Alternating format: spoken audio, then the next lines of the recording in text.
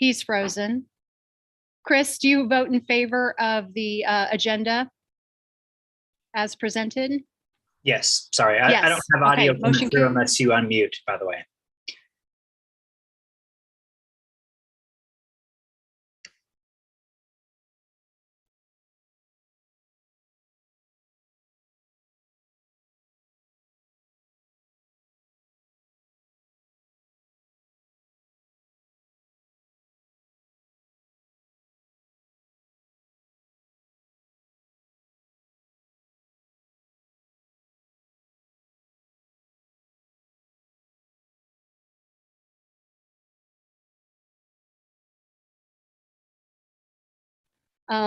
Do I need to hold down the space bar for you to hear me, Chris? Okay. Yes, or unmute. Click on the little microphone. Set. Okay. So we just moved for executive session with Mr. Finkeldine and Mr. Dorothy. Okay. Yeah, I'm in He's favor. also in favor. Yeah. Motion carries 7-0. Thank you Okay, all. now we're going to go into executive. Okay. I got it. Okay.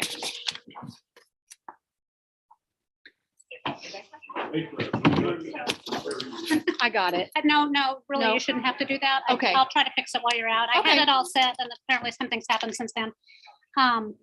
When he wants to speak, however, it's gonna have to come out that computer, so you have to turn the volume up. Okay. I'll get to that later. Okay. Okay, how can I help you? How can I help you? You can. I always am so thankful when you say I can't, but I really would love to be able to.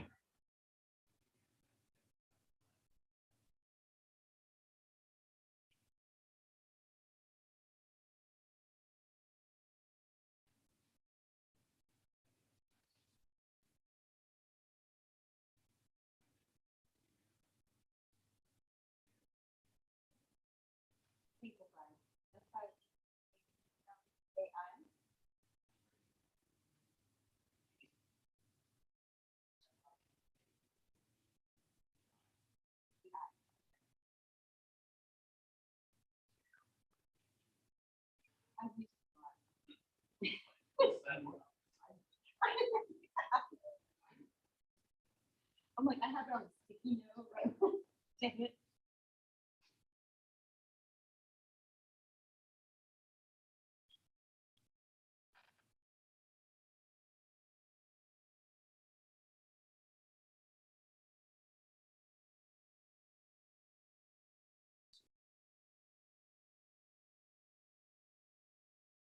Nate, I'm sorry I forgot that thing. In my head, it was not something that was already approved. I had it printed and ready, but you had it printed and ready. Remind you on the way home. It's not. When you called, I would have answered, but I was in the middle of purchasing a Visa debit card thing for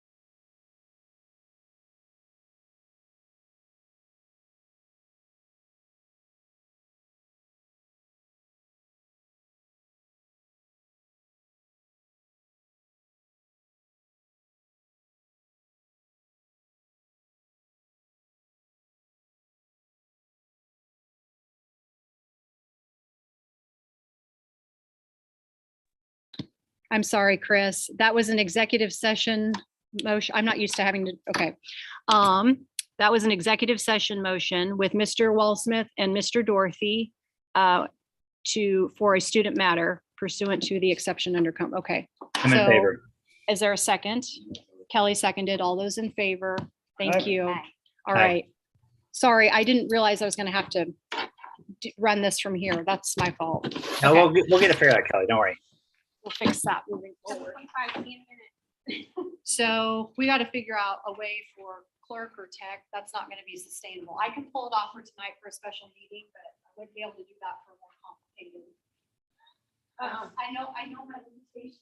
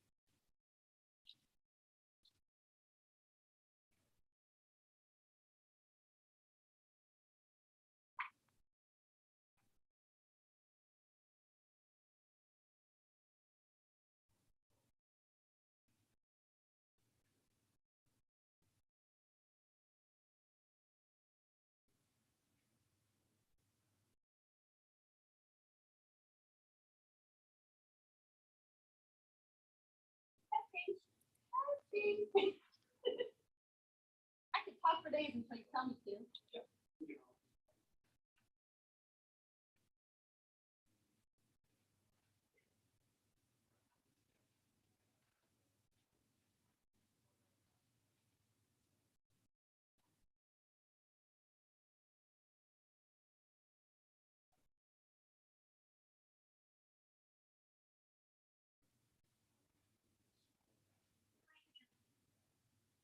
Can you hear me now?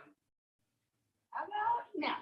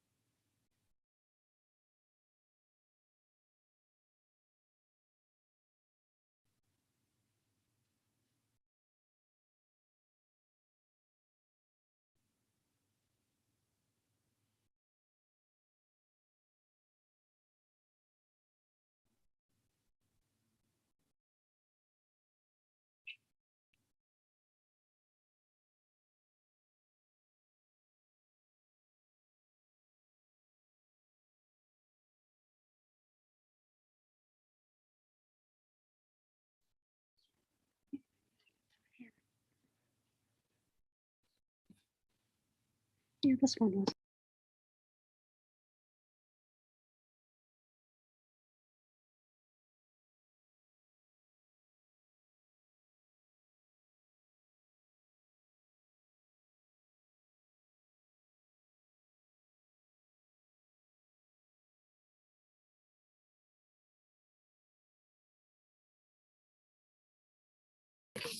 Here, this is gonna mess everything up.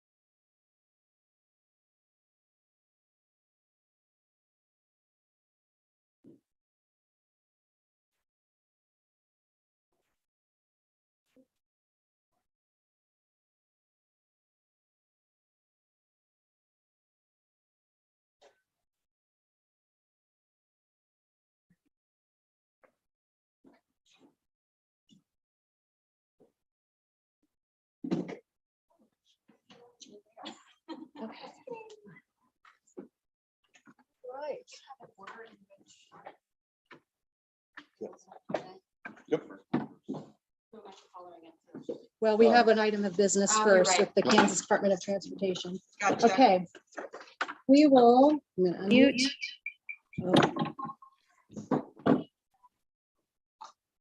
Kelly, you were good audio wise. So mute yours, Kelly.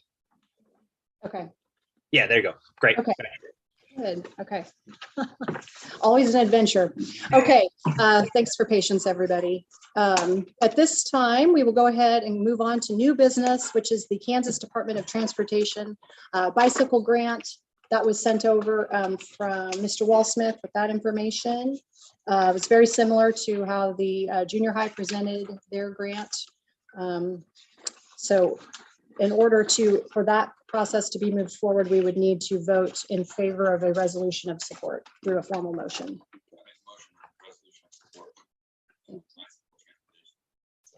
All right. Phil has moved and Tony has seconded that we approve the resolution of support as presented. All those in favor, please say aye and raise your right hand. Aye. Motion carries 7-0. Thanks, everybody. Thank you, Mr. Wallsmith. Now we will move on to architectural interviews. You all have papers in your folder so that you may take notes as we hear from the three firms. Each of them will have about 30 minutes. We'll try to make sure that stays just as fair as possible. And I think, Chris, I think Megan uploaded those note forms for you. So you have that. Okay. All Yes, right. thank you. Perfect. All right. Well, we are ready when they are ready.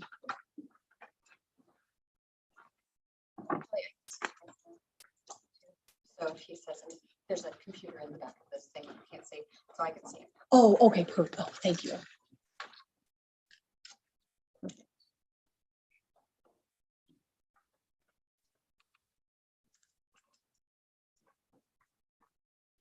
That time I was proactive and then I messed it up. So, of course. I was still like this.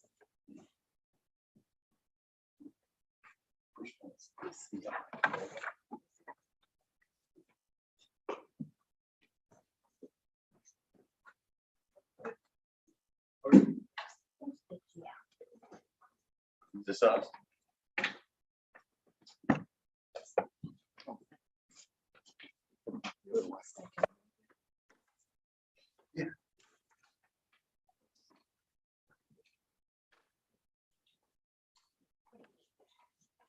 Good evening.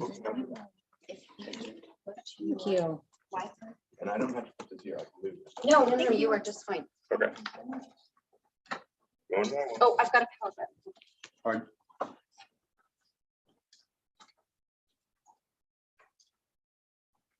I see 3 different USD 348 choices. And none of those are what you're choosing. I'm good with that. That's my relationship with technology. Okay, where are you at? You have a different computer. Oh, you're fine. Well, here's this touch screen. Yeah, Okay, do you have a Bluetooth? yes.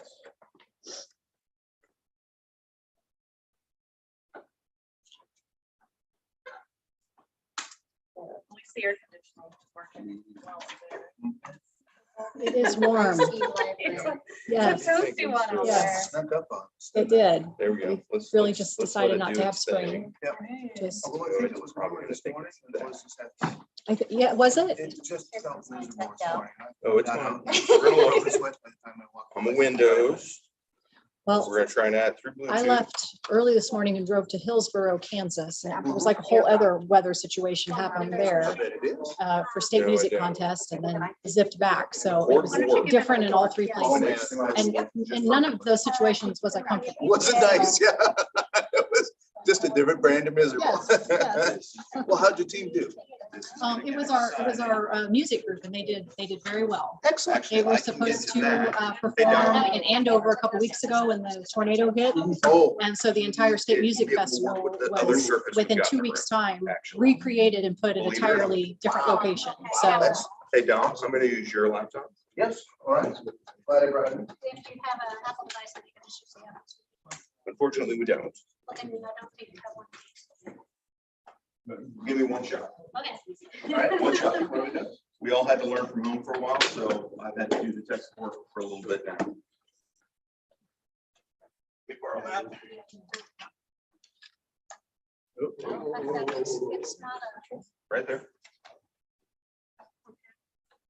Oh, yeah. Oh, yeah. This is about the only Windows machine that has this port.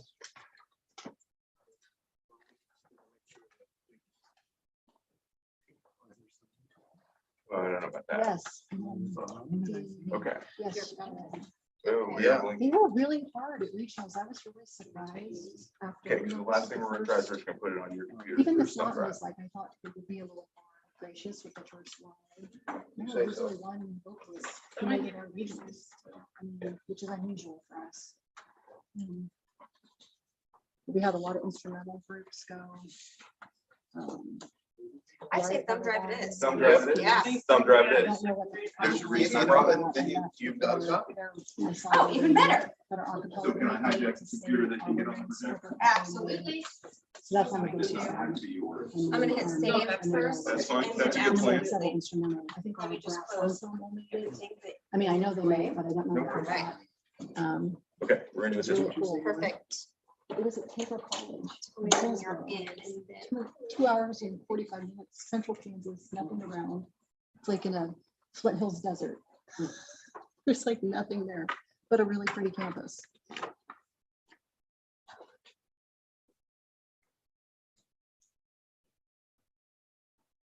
I was about to get to see my gorgeous. See, there you go. There This is you progress, go. no worries. That looked like a fun day. All right, since I'm gonna hijack your computer, I'm gonna lose the whole way, I'm also gonna plug the remote in. Okay. you're We're at gonna it. remove all these things We'll take when all we're of done. Make sure you hit eject first. Yes, ma'am. Yeah, that will. All right. Oh my gosh, it's an apple. I'm gonna touch it nicely. We're gonna see if it cooperates with me. It's my computer. You don't have to be nice to it. I do if I want it to work. He's a little jinxed with Apple products. Okay, we're here. Know how to make I it, just have to get into presentation mode, which is just, there we go. Awesome. Apologies. It's technology. I apologize. That was only 3 minutes, that's not bad. I didn't Yeah. start you yet. Yeah, If I that's, was involved, you weren't calling yet. okay, well, I appreciate that. Are you working? Are you live with the remote? Okay, we'll just slap the space bar. It'll be Well, okay. we'll touch Okay. it nicely. Good evening, everybody. We're really excited to be here, actually, technology difficulties aside. So we've got a half an hour. It's going to go really fast. So we've got a presentation for you that we hope is going to run about 20 minutes, which should leave a little bit of time at the end for questions. Now, at the same time, what I'm going to say is, if you've got something and it's relevant to what we've got up on the screen, it's relevant to one of the questions that you've asked and we've sort of answered tangentially, but we haven't answered directly, step in. It's really okay. We've done this before, so that's really not going to be an issue. All right. So we structured our presentation this evening. We're going to do introductions here in just a second, but I wanted to point something out to you. We structured our presentation this evening around the questions that you did provide. So as we go through the presentation, you're going to see these little green boxes, the Q1, Q2, Q3. Those are directing you back to those questions that Mr. Dorothy provided to us by email to work around. So as you see those numbers come and go, just listen in a little bit for things that you might be listening for specific to those questions when we get to those particular slides. All right? All right. Let's start with some introductions. My name is Doug Loveland. I'm an architect. I'm an educational planner.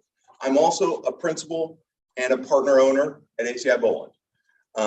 In a past life, I was also the project architect here in Baldwin City, on the primary center, on the Performing Arts Center, on the athletic fields north of the high school and south of us here, and on some of the extension work that we did around this campus. And then we looped back in and we did the renovations inside the middle school at one point, the junior high.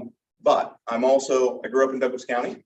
My mother was a 20-year Board of Education member in my hometown. And so education's been at my kitchen table my entire life. I've got about 20 years, more than 20 years in the industry at this point. And I'm really excited to be back here again this evening. Good evening, I'm Dominic Spatafor. Most people call me Dom. Can't introduce myself that way because it sounds like Tom or Don, and generally I answer to those two. So I'm a project architect and master planner, and I specialize in education. The reason why I specialize in education is my grandmother got her master's of library science in 1932 and instilled to me, the only grandchild for about 15 or 18 years, the importance of continuing education and lifelong education, that it never really ends and it starts with reading, and that's like struck home with me, and that I've carried that through with everything that I try to do with my children and with my career as well. As Doug brought up his mother, my mother thought about running for the school board and chickened out, which I think was a good choice for her, but then later on she decided to run for the city council and was a one-termer in St. Cloud, Minnesota for that. So she understood that that was a lot of work. So certainly appreciate all that you are doing in the public eye as well. So. Yeah, and I'm Harriet Grizzle. I'm a 20-year experience-ish. Let's just go with 20. Senior architect for ACI Boland. I started my career working on educational projects and found a real passion for that throughout time, and found that not only do I share my first name with my grandmother, but my grandmother as well was a school teacher. So we discovered that in our little conversations, and it's a really fun tie for all of us to have that connection to education, not only through our work, but also through our families. So that's us. Made it work. Yep. And on the next slide, just going to introduce you to ACI Boland's guiding principles. As we mentioned previously, family is obviously very important to all of us, and we consider family to be not only our immediate family and our coworkers, but anybody that we contact through our work. And so our clients, our consultants are very much considered a part of our family. And you'll see that that ties into my favorite part of our guiding principles, which is cultivating relationships. Architecture is not just about building. Architecture is about understanding the needs of your client, about making sure that we're meeting those. And we can only do that by making our relationships with you guys work. So that's really important to us and is a strong one of our guiding principles that we have at ACI Boland. Through that, we have put up here, mentioning some of our strong consultant partners. These are partners that we've worked with for engineering services in a variety of manners on multiple education projects. So not only are we coming to you with our experience as architects, but we're bringing our engineering support team that we work with on a regular basis on these types of facilities. And so that they are as much a part of our team as the three of us standing before you today. A little bit more about the three of us standing before you. We have 66 years in education architecture between the three of us. So we've all been doing it for a majority of our careers, and we're super passionate about it. So this is what we love to do. Within that 66 years of experience, we have 29 master plans that we worked on with a variety of districts. So those 29 master plans have helped districts identify their needs, their wants, and through that we've had 7 bond campaigns that we've provided services for. So those are a little bit more about how our experience before you today ties into the work that we're looking to complete with you guys moving forward. So speaking of that work moving forward, we like to think of ourselves as a process-driven firm. There is a process, there is a reason for everything that we do. This slide we're going to cover in detail a little bit later, but I wanted to show it to you because our process is holistic. We start with a strategy, we go through different iterations, we explore with you. We don't have a canned master plan for you. We don't have a canned set of requirements for you to accept. It's working with you. And it's an iterative process all the way through. If you look at that dark blue, if you will, that strategy, that is where we start. That is why we're doing the project. We define what it is. And after every phase, we come back to it. For the master planning specifically, which is why I'm here to talk about, we take that strategy and then we break it down. What are your goals as a whole? What are the goals of the master plan? And then we also go through the spaces that you have, internal and external spaces. Okay, we compare those to what's an ideal space. So we're looking at what you have, what do you want, what's the perfect space, and we make those comparisons and we bring those to you and go, okay, well, what ones are priorities for you? And then we take all of that information, we make a plan, literally a plan. It might be a graphic plan, and that plan considers goes through a lot of different things. When we start with what your goals are, we want you to consider, what are your goals? Well, that sounds redundant, Dom. Come on. I mean your goals as in all 7 of you sitting here. What are your individual goals for this project, for the master plan? This is, you have to have a voice, okay? You are the leaders of the district. But also, what are the public expectations? And we can't get those wrong because you're elected officials, right? You control the taxpayers' money, and that is an important thing. We have to go out and we have to engage the public for those things. We also want to look at the opportunities. What are the assets that the district has? You have a lot of land. You have 4 good-sized buildings where classrooms are now. What are the conditions of those things? You know, what are the opportunities for expanding? What are the opportunities for building new? What are the opportunities for change? What are the opportunities for keeping things the way that they are? But also, you heard me talk a little bit about those existing facilities. You have a lot of money already tied up in the existing facilities. We need to do an evaluation on that. What is the value of those things? Because it's one thing to go out and show a pretty picture of a bunch of great new buildings. And it's another thing to forget that, oh, we have deferred maintenance that we have to go deal with, and we have a leaky roof. And by the way, in 5 years' time, we also have a bunch of mechanical units to get over. Well, we're going to identify those as part of a master plan. It's holistic. So that's the big picture. We also like to talk about a medium picture. So this is, we took a first blush at the upper school campus. Okay, what are some opportunities? We like to look at what buildings and fields are, where the trees are, because trees have value. They have different values. What are the open spaces? What are the parking conditions? Where are the parking? You know, and with that goes your pedestrian, because every car carries people, and people go from the car to the building, and they go from a street to a parking lot. And where are all the conflicts, right? Because kids don't like to look across the street or around a car when they're running through a parking lot either, right? We have an opportunity, we have an obligation to keep our kids safe at all levels. And it starts with a master plan. It goes through a master plan. Narrowing it down, I believe that a master plan actually goes in and looks at your classrooms as well. It's not just about how many you have or where they're located, but what is the configuration of them? We're not saying this is what the final configuration needs to be, but what can they be?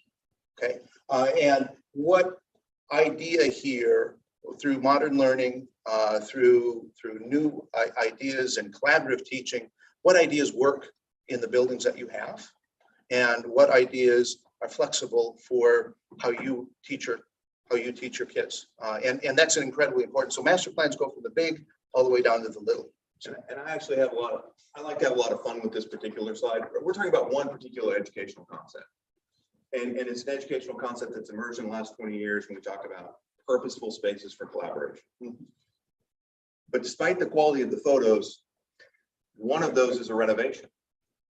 And I would dare you to pick out which of those projects up there was us taking those lessons that we developed with the school district for a new building and applied them to the rest of their elementary school roster.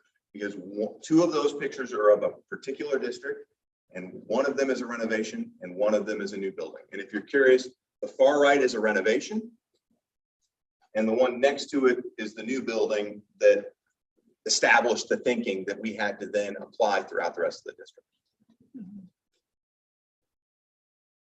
So another aspect in a public school district setting of master planning often turns to how do we engage the community? How do we engage the community for developing the ideas that are reflected in the master plan? How do we engage the community in advocating for the funding you need to put those ideas into motion? We think of that community engagement at sort of three levels. Staff discussions, those tend to be small group, those tend to be fairly private. It gives members of the district an opportunity to tell us hopes and dreams, aspirations. We'd really love to have some purposeful collaboration space. Community meetings still have a place even now, even in the prevalence of the electronic devices. Community meetings have a place. Not all communities are successful with community meetings. Not all communities are able to attract 50 people for a community meeting and get into a free-flowing exchange of ideas. So the device that has really started to supplant that in some ways, but definitely augment it, is online outreach. And just, you can see here, just in a 6-year difference in two different one of our master plan engagements, the difference in 2014, when most of the work occurred in small group committee meetings or large group committee meetings, a shift towards with more effective tools that have come out in the last few years, and people having more access to devices and more access to the tools and more comfort with them. Our success using online engagement to start to replace what is sometimes a difficult challenge, getting people to an in-person meeting in which they're willing to share their thoughts in a positive way. Now, there's still a place for traditional bond communication material as well. And this is an aspect of our role when we're in bond support, helping you not just talk about and potentially craft the communications plan, but then putting in your hands materials that help support that communications plan. and help you structure how you talk about not just what are you doing at an individual building, which is very important to the people inside that building, but also how do you talk about what the district's doing well?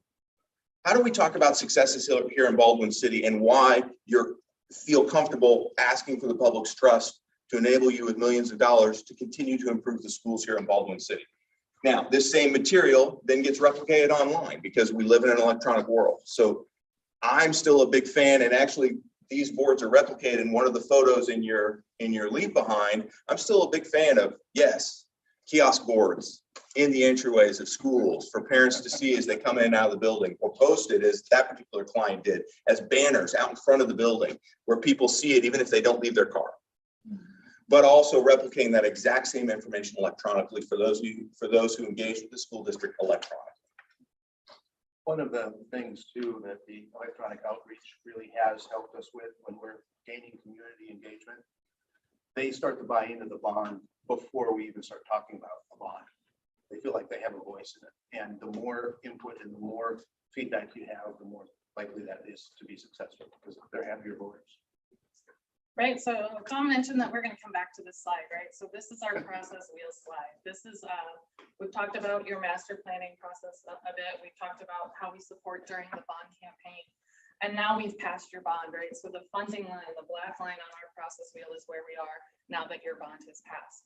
And as we take those projects identified in the bond, we're going to take them and go through the rest of our process for each of those projects individually. So we're going to start through the discovery phase and explore additional items for us to develop now that we've identified these bigger picture projects. And you'll also notice, as he said, there's the strategize. So this blue portion of the strategize phase is not over. Our process for that is not over. It's continuing through, and each time we've got a dark blue line in there that we're doing a checkpoint back to that. So we're making sure that as we take these projects through the rest of the documentation phase, that we are developing projects that support you, that master plan, and the projects you promised in the bond.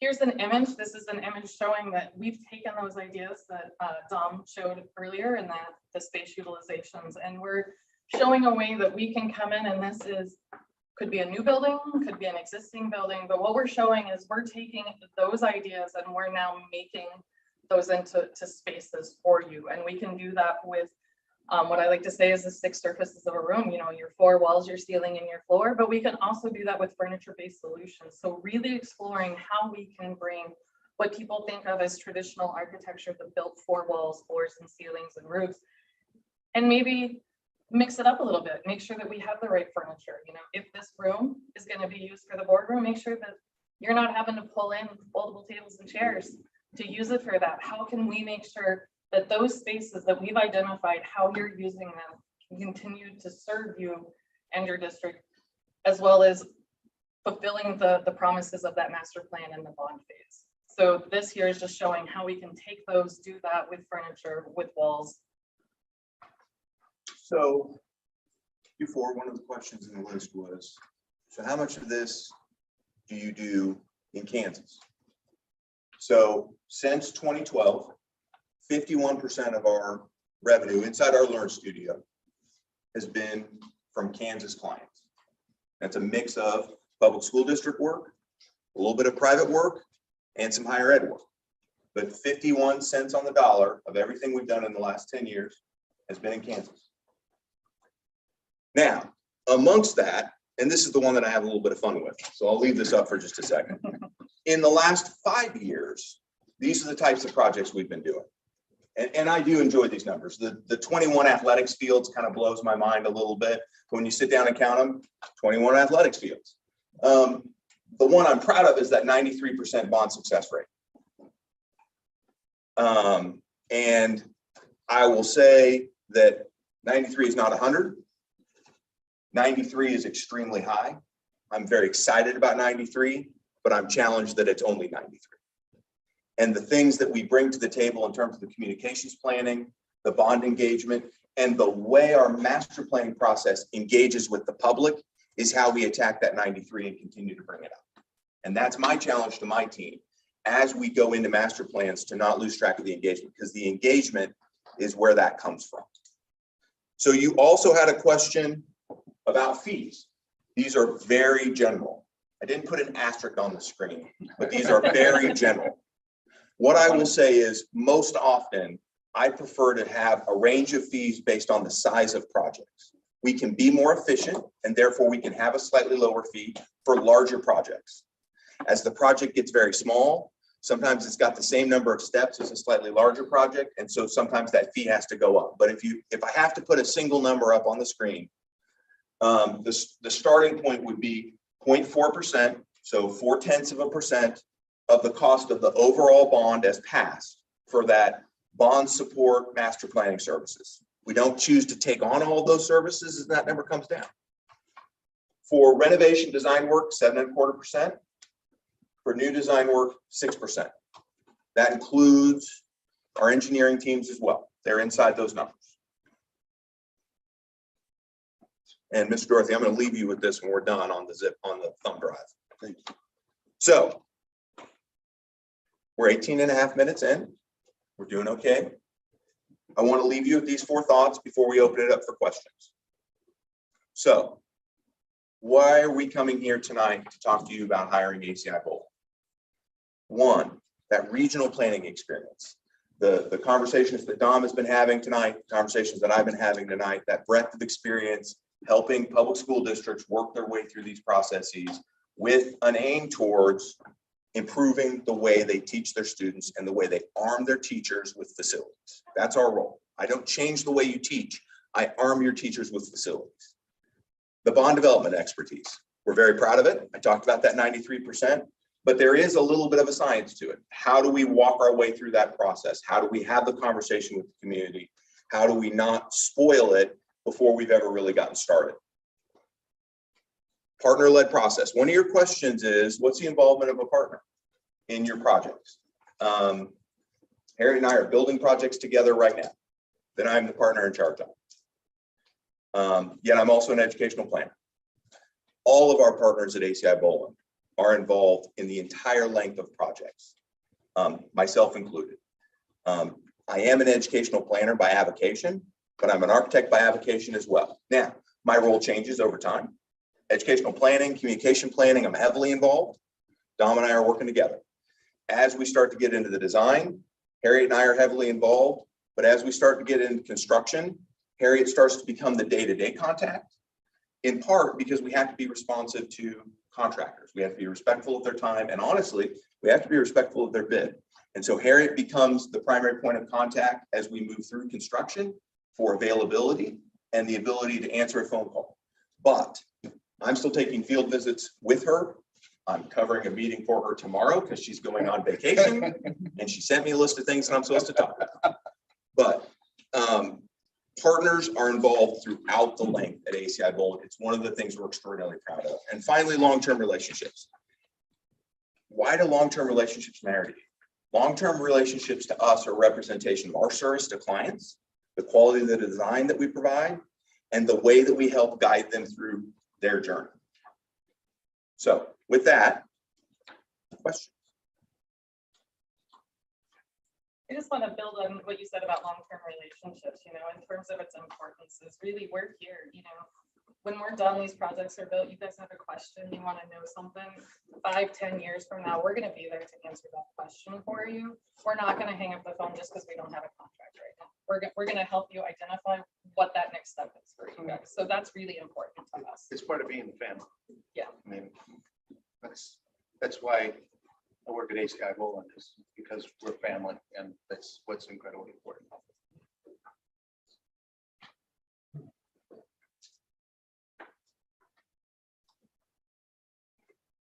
So serious. Yeah, open up for questions. Just clarification of one information. One of the initial slides had 29 master plans, 7 bond projects.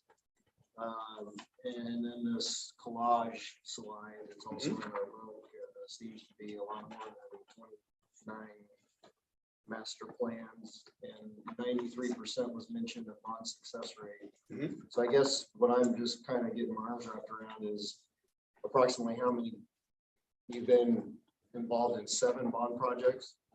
Is that? That's the three of us. That's the three of That's us. just the three of us standing here. That's The not the the breadth firm of more our. than that. Okay, so the 93% is that you guys, or is that the firm? That is the firm, but it is also me. What I will say on the master plans is I'm working right now on my second comprehensive facilities master plan in the last 4 years for Kansas City, Missouri Public Schools. They have not run a bond. We've been helping them make decisions at a master planning level, but it hasn't resulted in, they haven't run a general obligation bond issue since the mid-60s. So that's a little bit of that disconnect between those two numbers.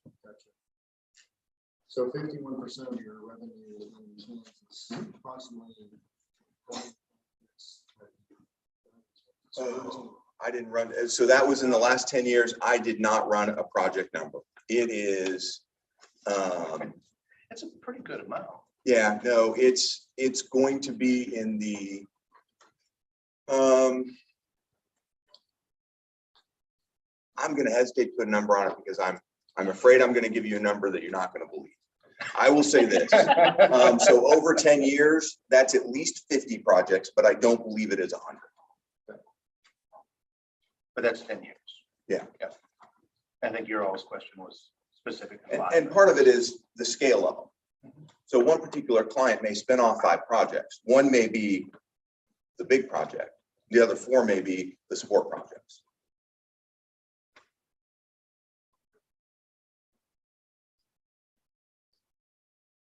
They're still very serious. So I have 2 questions. Yeah. Okay. One, probably the number that one of the numbers I was most interested in is a less than 1% change order rate. That takes, so what about your process? And that's less than the national average. I see. I don't know what the state average is, but it's a good number by comparison. If you're okay, I'm gonna take this one. This is where I shine, right? Like this is She is the my architect. world. This is what I love to do is I'm very passionate in our office about efficiencies as well as making sure that we are documenting the things that need to be documented. So that when our set of drawings is going out the door, it has the information that the contractor needs on bid day to make sure that that number is coming back to you guys strong. And during that construction process, as we all know, there's unforeseen conditions, even if it's new build, right? Like you're gonna dig dirt, there's always something under there that you never expect. Or we get through it and you guys decide, hey, you're being really efficient. We have this contingency, we'd like to add things. Those obviously are change orders that are not a part of that percentage that we've got in there. But we do our best to make sure that we have a complete coordinated set of documents using the appropriate technology in our office. I love playing Revit, such a nerd. But that we can generate that information so that those contractors can give you that right number on bid day. So that as we move forward, those change orders are limited to the unforeseen conditions or minimal coordination issues that could have been picked up earlier in the process. Yeah, Kelly, there's 2 other things I'll point out. One, you're looking at a new construction. So in renovation, we run higher. In renovation, we run a little less than 3%, still considerably underneath that 5% average.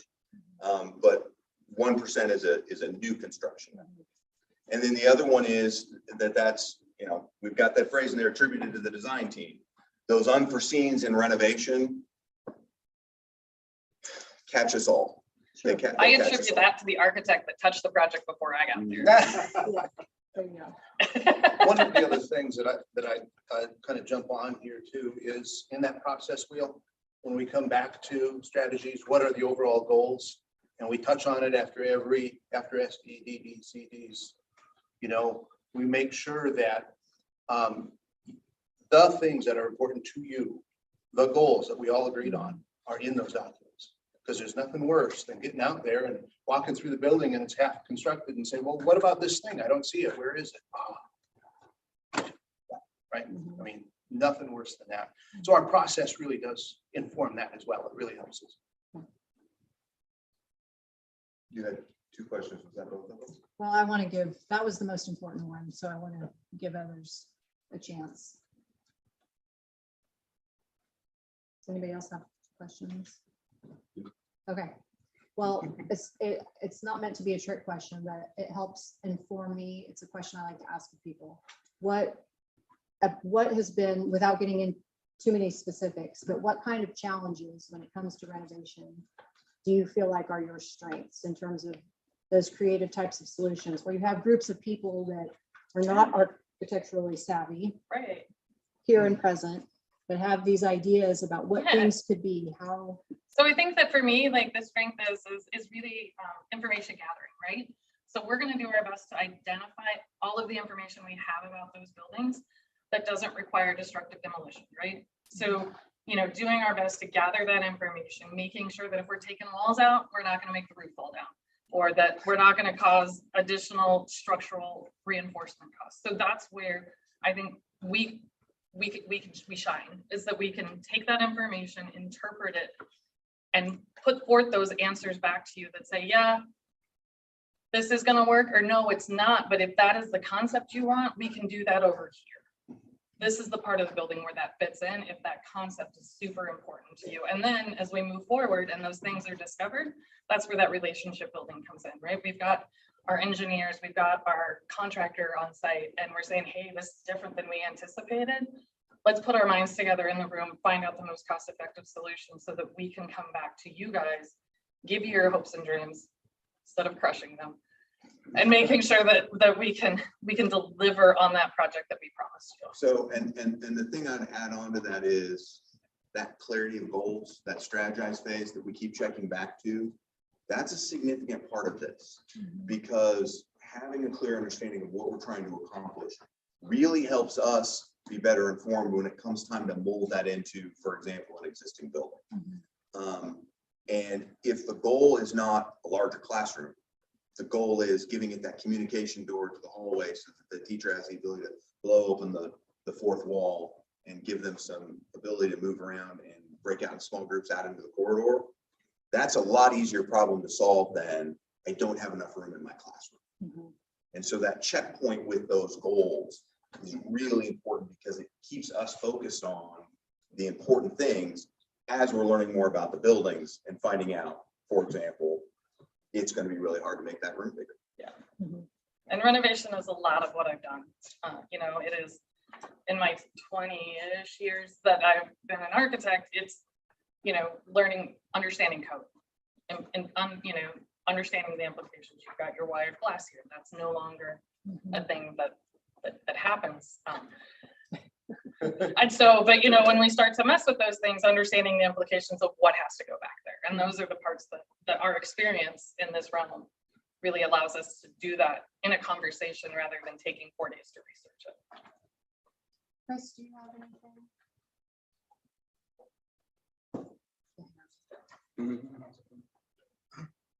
Hi, Chris. Okay, I don't want to make it weird. And hey, Chris. Yeah, Chris. If you have any questions, I want to make sure you have a chance. Yeah, and this may be in the materials here too. Can you hear me all okay over there? We're good. We're good. Just out of curiosity, you mentioned 51% of your work has been done in Kansas in the last 5 years, I believe is what you said. Can you just not the full comprehensive list by any means, but can you just mention a couple of districts you've supported through either through full bond issues or through some renovation work in the last 5 years or so? Sure. So one of the heavy hitters is Shawnee Mission. We're in Kansas City. Shawnee Mission's been a big client of ours. We've done multiple rounds of building improvements. Several of the pictures you saw here this evening were green site replacement elementary schools that we did for a series of years for Shawnee Mission. And we did everything soup to nuts for them. We've done fields, we've done complete buildings, we've done little renovations. Harriet is working with a brand new client, Lawrence Public Schools, where after 20 years out in the wilderness, I'm finally getting to work with my hometown school district on a tiny project that it looks like we're gonna have to completely take apart a building. So that's our newest Kansas client. And in between there's been a few other in that 10-year, and that was 10 years, in that 10-year gap, Wellsville was in there for a little while. 10 years does not get us back to our last time here in Baldwin City.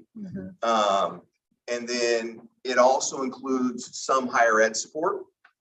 So We had the opportunity to do initial consulting on a project at Washburn that never got off the ground. And then we did the Performing Arts Center at Pittsburgh State. Their primary main performing arts center was one of our signature higher ed projects, and is one that even now we're extremely proud of. Does that answer the question? Absolutely. Thank you much.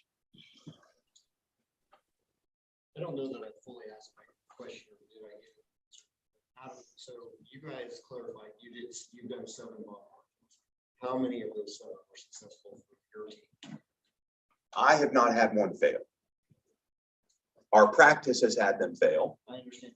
The 3 of us up here have, I have not had one fail either. so none of us standing before you have had a bond issue fail. Pretty good back. Well, and that includes, for me, that includes 2. These were both Missouri school districts, but 2 of the pandemic delayed ones that got moved from April to July on the Missouri side, where the passage rate is not 50% of the vote plus 1, where the passage rate is higher than that. Yeah.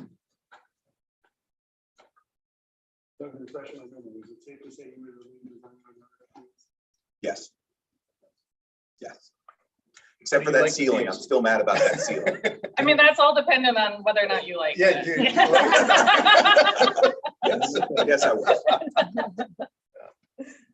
619 seats. Mhm. Any other questions? Okay. Thank you. Do you have any closing remarks? If not, we'll move on to our next. No, we're group. just, I want to reiterate again how excited we are. This is, believe it or not, it's tense and it takes some preparation, but when we get here to this point, it's really fun to talk about what we do. We do it for these reasons. It is our passion. We don't always do it in clothes quite this nice. Dom rode his motorcycle to work today, and so he has changed his clothes once I today. had to go home and change. But this is what we do. This is what we love to do. It's what we go home and talk to our families about. And our goal is to have a positive impact on your families and the families that you serve here in Baldwin City through our design. That is our way to have an impact. And so that's what we truly are most excited about. So now what do you think your timeline is? So we're interviewing this evening.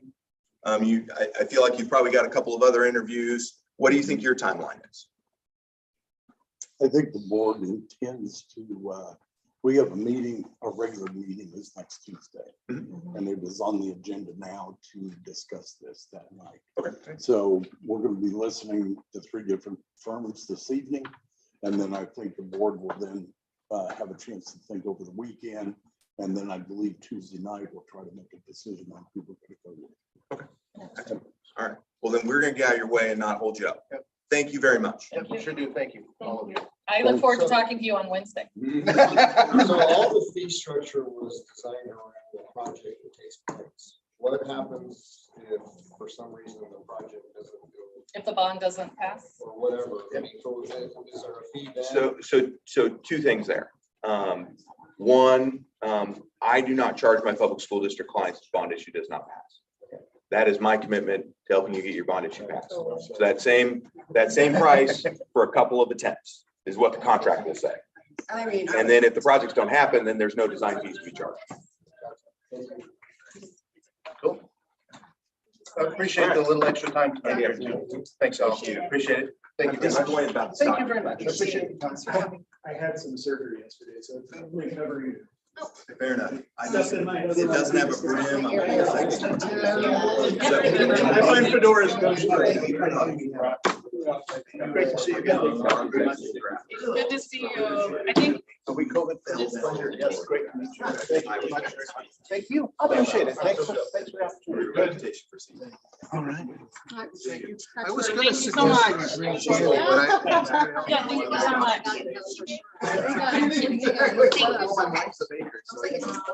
Yes. Thank you very much. Absolutely. Thank you. All right. The board will recess. Megan. Okay, so we'll just Thank you. leave those for you guys Thank to you very pass much. out. I know, I'm okay with that. We're at recess. Yep. So we're all on the same page. So I'm in it's- trouble.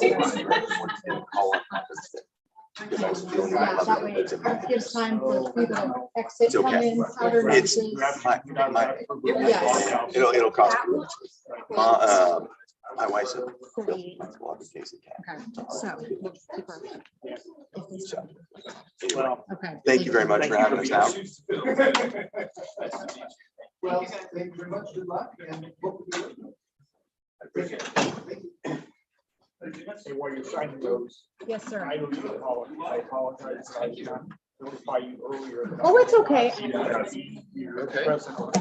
It's no big deal. As I anticipated, there was a conflict. And what- Oh, dude, apology accepted. I just wanted to make sure because it has happened to me before that I hear something through and then I didn't want to react without I didn't know the confirming. protocol.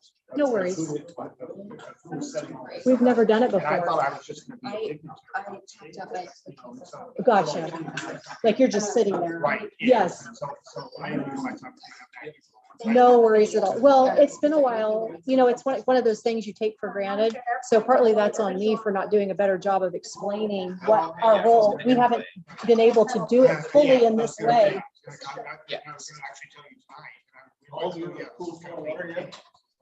It's getting there. No, As we- Tony, as we thank you running so right now, much, but it is no flowing. worries. I appreciate it.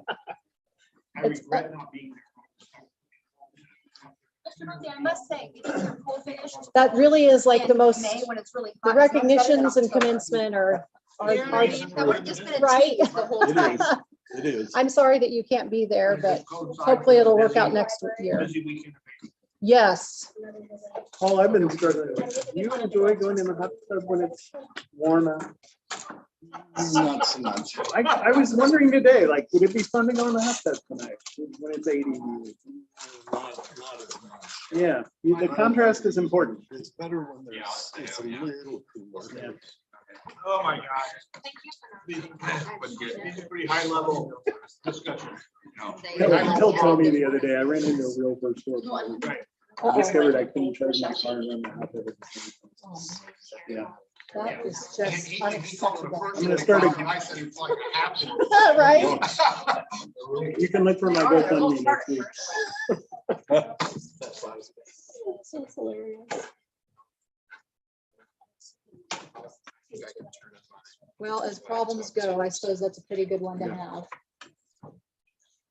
I see you at the awards. What's that? Will you be at the awards? Yeah, I'm gonna go. There on behalf of the health. Oh, good.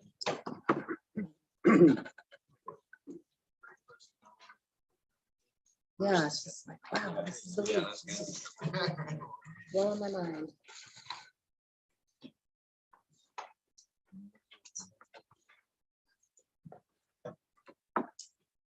Okay.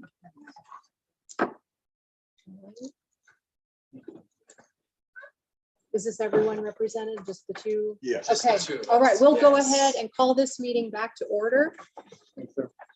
Welcome. Thank you Thank all. you.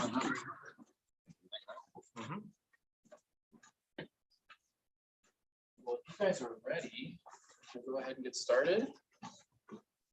So thank you guys for having us here. We're excited to be here to share a little bit of our experience and process as far as master planning, bond support, and future design for Walmart. Just some quick, first we want to do some introductions. My name is Kevin Nelson. I'm a partner and a client leader.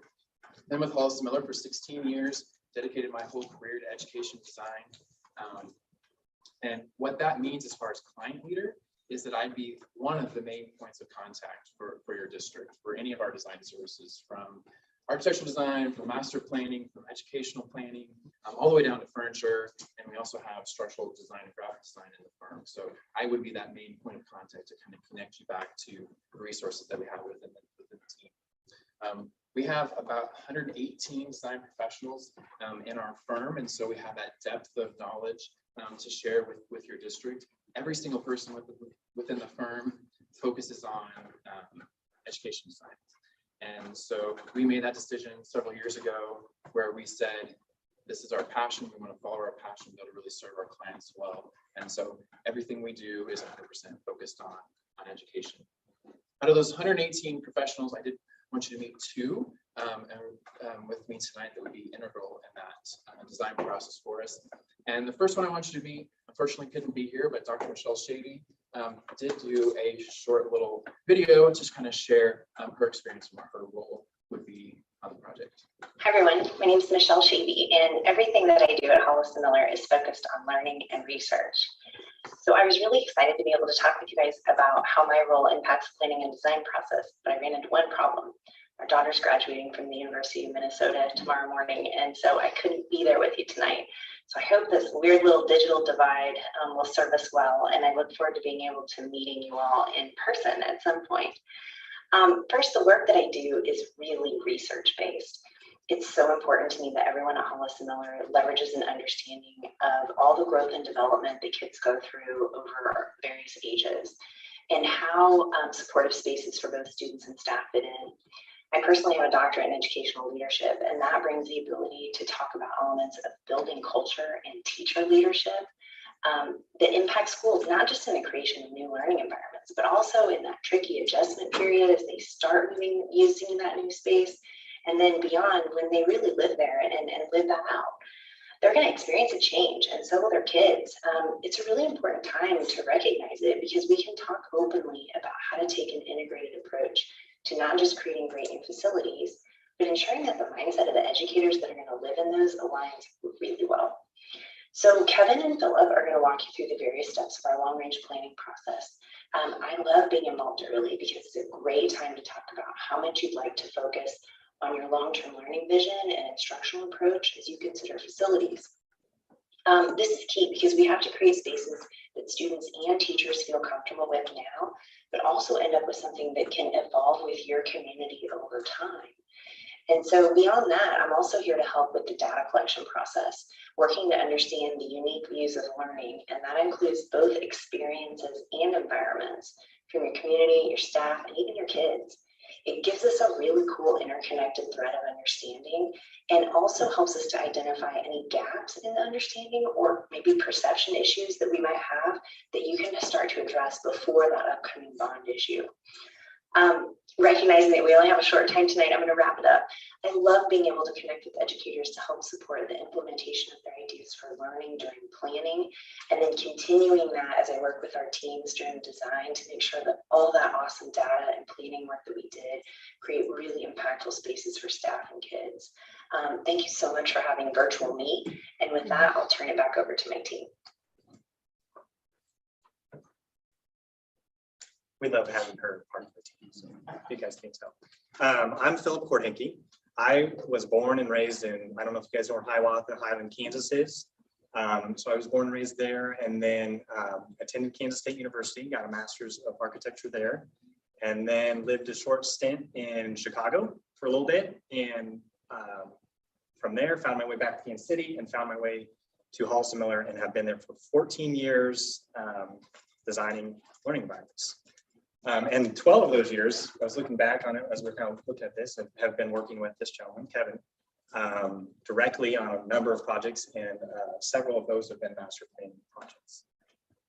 And as a senior project architect at Hollis & Miller, I get to be involved from beginning to end, from planning to construction, and get to be another point of contact for the district and for any projects that are going on for that. So I just get to help the team and lead the team through that design process, and I love doing that. I think every client is awesome as far as I like being part of the role I am in, so I can be involved with the clients more than just kind of on the side and not hearing directly. So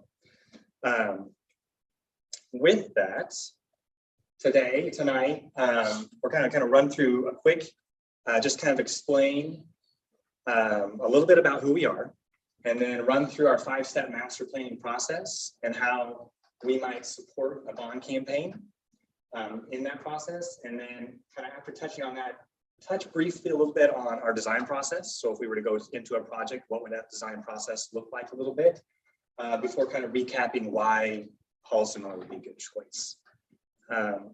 So with that, as Kevin kind of mentioned, we've been around since 1950, Hollis & Miller. And as a firm, we've always been more than just architecture.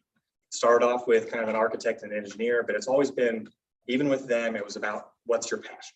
you're going to work here at Halston Miller, we want you to have some passions. What is that? And specifically for us, that passion has turned into educational design, learning environments, and those kind of things. So for us, it's not just about architecture.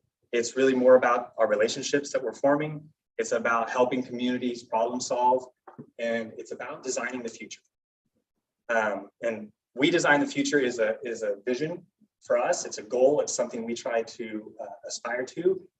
We actually have in our collaboration area in our office, it's up on the wall. It says we design the future up there, just trying to be another reminder for us, as even if you're doing a little tedious task, you know, what you are doing does matter and does affect students and educators and those kind of things, and turning, you know, what's coming through in the future. So through that, you know, we are shaping communities and building citizens. We are designing future opportunities for businesses and economic development, and we're impacting the educational journey of learners for a lifetime. And so anybody that uses these buildings, we know history repeats itself with this. So students who go through this, and if they go through a good experience in education, you know, ultimately they come back around, and are they helping in that next future and pushing that forward? So through that passion of designing the future, 85% of our clients have been repeat clients in terms of the work. And we've been, as Kevin mentioned, again, we've been able to be 100% educationally focused because of that passion. And that has allowed us to have over 850 projects in the last 5 years that have been educational projects.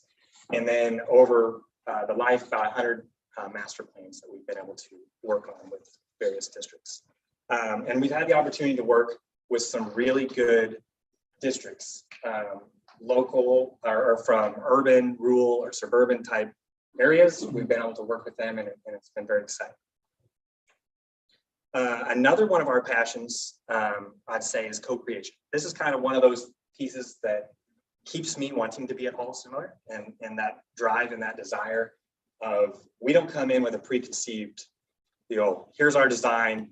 We think we know what's best for you guys and what we're going to do. We come in with, you know, we know we're design experts. We have a broad reach and able to grab a bunch of different ideas, but we want to connect that with you guys as the education experts, and especially here with this community and with this group, and decide what's going to be the best. How do we co-create and build this thing together from the beginning, starting at the same line and not, you know, kind of here's a design. One thing this allows us to do is be a little bit more flexible and adjust our process to meet what's going to work for you guys along that path. So we don't create for, we create with. All right, and so some other things that we want to kind of keep in mind are just some keys to success. And a lot of the work that we do is research-based, as Michelle talked about. Her role is all about educational research and how that influences design. And so a couple things that you'll see kind of as theme throughout the processes that we talk about today is just continually building that trust, whether that be with the district, whether that be with your community, your staff, your parents. We know that we have to build trust with all the stakeholders to be able to get buy-in and get things to be bought into and move forward with. You know, as we gain that feedback from them, we need to take action on that feedback. The stakeholders need to see that they're being listened to, and they understand then why the planning process is resulting in the way it does, because they've been part of it in one way or another. Through all this, we're creating ideas with the group in mind. We're not just, again, as Philip said, we're not going to just tell you how it needs to be done. We want to hear from you how that's going to work. And we'll bring ideas and we'll challenge and we'll work back and forth. But again, it's that co-create process that will help make all of us successful. And then in the end, from all of that work with your stakeholders, we can create those mutual goals. Everyone will understand what the goals are. It will be very clear to the entire group, and we can manage those expectations of not only your staff, your students, but also your community going forward. So we do have a 5-step process that we typically go through for any master planning, long-range planning, facility plan sort of effort. Now, the 5 steps are very broad and very customizable. And so we can change, modify, adjust based on your goals and what you really need to accomplish with the plan. So some benefits of that is we're trying to navigate that educational vision as well as look at facilities. We're not going to just come look at facilities. We want to understand what your educational vision is so that we can meld those things together and really make sure that the plan fits your goals. Through any planning process, we've got to be good financial stewards. I've never met a school district that had more money than it needs. And so there's always that issue of prioritizing and planning. And so we want to make sure that we keep those finances in mind as we go along the way. We want the plan to be flexible for growth. Now, growth could be coming fast, it could be coming slow, it could be receding. We don't know until we go through the plan, but the plan should accommodate for whatever that enrollment has in store in the future. And we also want the plan to be long range. We want it to live beyond just a year. And so it has to provide that clear roadmap. You all may change. The board may not stay the same over the life of the long range plan. Your leadership may not stay the same. Your staff won't stay the same. So the plan needs to be clear as to why those decisions were made so that future leadership knows why and can kind of carry that going forward. So something that's never fun to talk about, but we're just going to go ahead and get it out of the way, is the fees of the process. One of the things we want to keep in mind is this thing is very flexible and easy to adjust based on what your needs are. So when we start getting into determining the cost of a master plan, we're going to do an open book, and we're going to say, these are the events that we need to have. This is the process that we're going to follow. We're going to all get on the same page as what we really need to do. And then we can see, why is the cost what it is? And we can adjust if we need to, up or down, based on your needs. So it is complete open book as far as that cost for the master plan. So for a district of your size, very general, a master plan may cost between $40,000 and $75,000. You're like, that's a huge range. And it's a huge range because it can vary greatly on what your needs are. I've been in a community where they had a community divided, and we needed to go in and spend a lot of extra time in engaging those stakeholders, community meetings, really sharing the knowledge. It's a lot heavier in those community meetings, that extra time. Again, so we'll have to design that together on what makes sense for Baldwin. The fees down below are getting into actual design and construction projects. So see on the left, new construction, and then on the right, addition and renovations. Now, all the fees are based on % of construction cost. And as you go a little bit higher in the budget, the fees can kind of come down. You also see the fees are a little lower on new construction. Again, going into a field and building a brand new building is a little bit easier as far as coordination. When you get into additions and renovations, there's a lot of unknowns on what you're going to get into an existing building. So there's a lot more coordination. And so that's why you see the fees are a little bit higher, just it's more labor intensive. So now let's talk about the 5 steps and kind of what those look like to be successful for you. So again, the first step is called that game plan. And that's just about thinking ahead on what we need. And this slide just talks a little bit about the life of a facility. Typically about 50 years, depending on its maintenance, depending on its use, the program use. But in average, we say a school has about a life of about 50 years. And when you get to 15 years, you're probably doing minor renovations, you're painting, you're replacing carpets, some of those things like that. You're probably redoing pavement outside, those sort of things. When you get into about 35 years, you're probably replacing rooftop units, HVAC, some of those more major expenses are about time to be replaced. So about halfway through, you're having to spend some pretty good money on those buildings just to maintain them. Leadership vision is usually about 10 years, so it's a little bit shorter. So you can see how you might start to have a leadership vision that starts to run out before you may even have the funding to make some of these big changes. And so as we look at this, the change readiness of staff is often a lot even smaller. And so when we talk about combining education with facilities and understanding what your goals are, we want to really help kind of shape that change of where you want to go. Not only just with carpet and windows and roofing, but where does education want to be in 10, 15 years for the district? So part of step 1 is just determining who we're going to talk to. And so we follow this engagement model with the 4 different groups. We want to create usually 4 teams so that we can make sure we cover all the stakeholders in the district. So you've got district leadership in that administration category. You've got staff and students within your buildings. You've got the diehard patrons, your PTAs, those folks that are in your schools all the time helping out, that really kind of have a pulse of the buildings. And then we want to make sure that the community is engaged as well, so they understand what's happening within the district. A lot of times the community, if they don't have students in the district, they may not know what the challenges are of the district. We also are starting to really use a lot of virtual tools. I'm sure, much like us, you guys have had Zoom meetings and other things through the pandemic, and that's really kind of forced us into using new tools. We've had a lot of success using things like Slido, where we can get information in real time from large groups. People can be sitting on their couch at home, watching a Facebook Live and providing input. So ways to really reach people where they are to get as much feedback as possible. So step 2, called data collection. And first off, curriculum discovery is some of that work that Michelle would do, where it's really discovering what are the educational goals, the priorities of the district, so that we know those as we look at facilities to kind of help overlap those things together. And so Michelle would run that process to really understand kind of what are the goals, programming and curriculum wise within the district. The other side of data collection is us understanding what you have to work with. What are your existing buildings like? What are their conditions? What is the capacity of them? This would be a good time for us to engage a demographer to really understand what future enrollment looks like, future development in the community. And then we can overlay that with a capacity study to really start to understand how you're using those buildings. You know, it may be that you open a building one way, 10 years later, programs change, it's being used differently, its capacity is different. You know, special education programs is a big one that may take away general classrooms for other spaces. So the capacity of the building can start to change over the life of the building based on how you use it.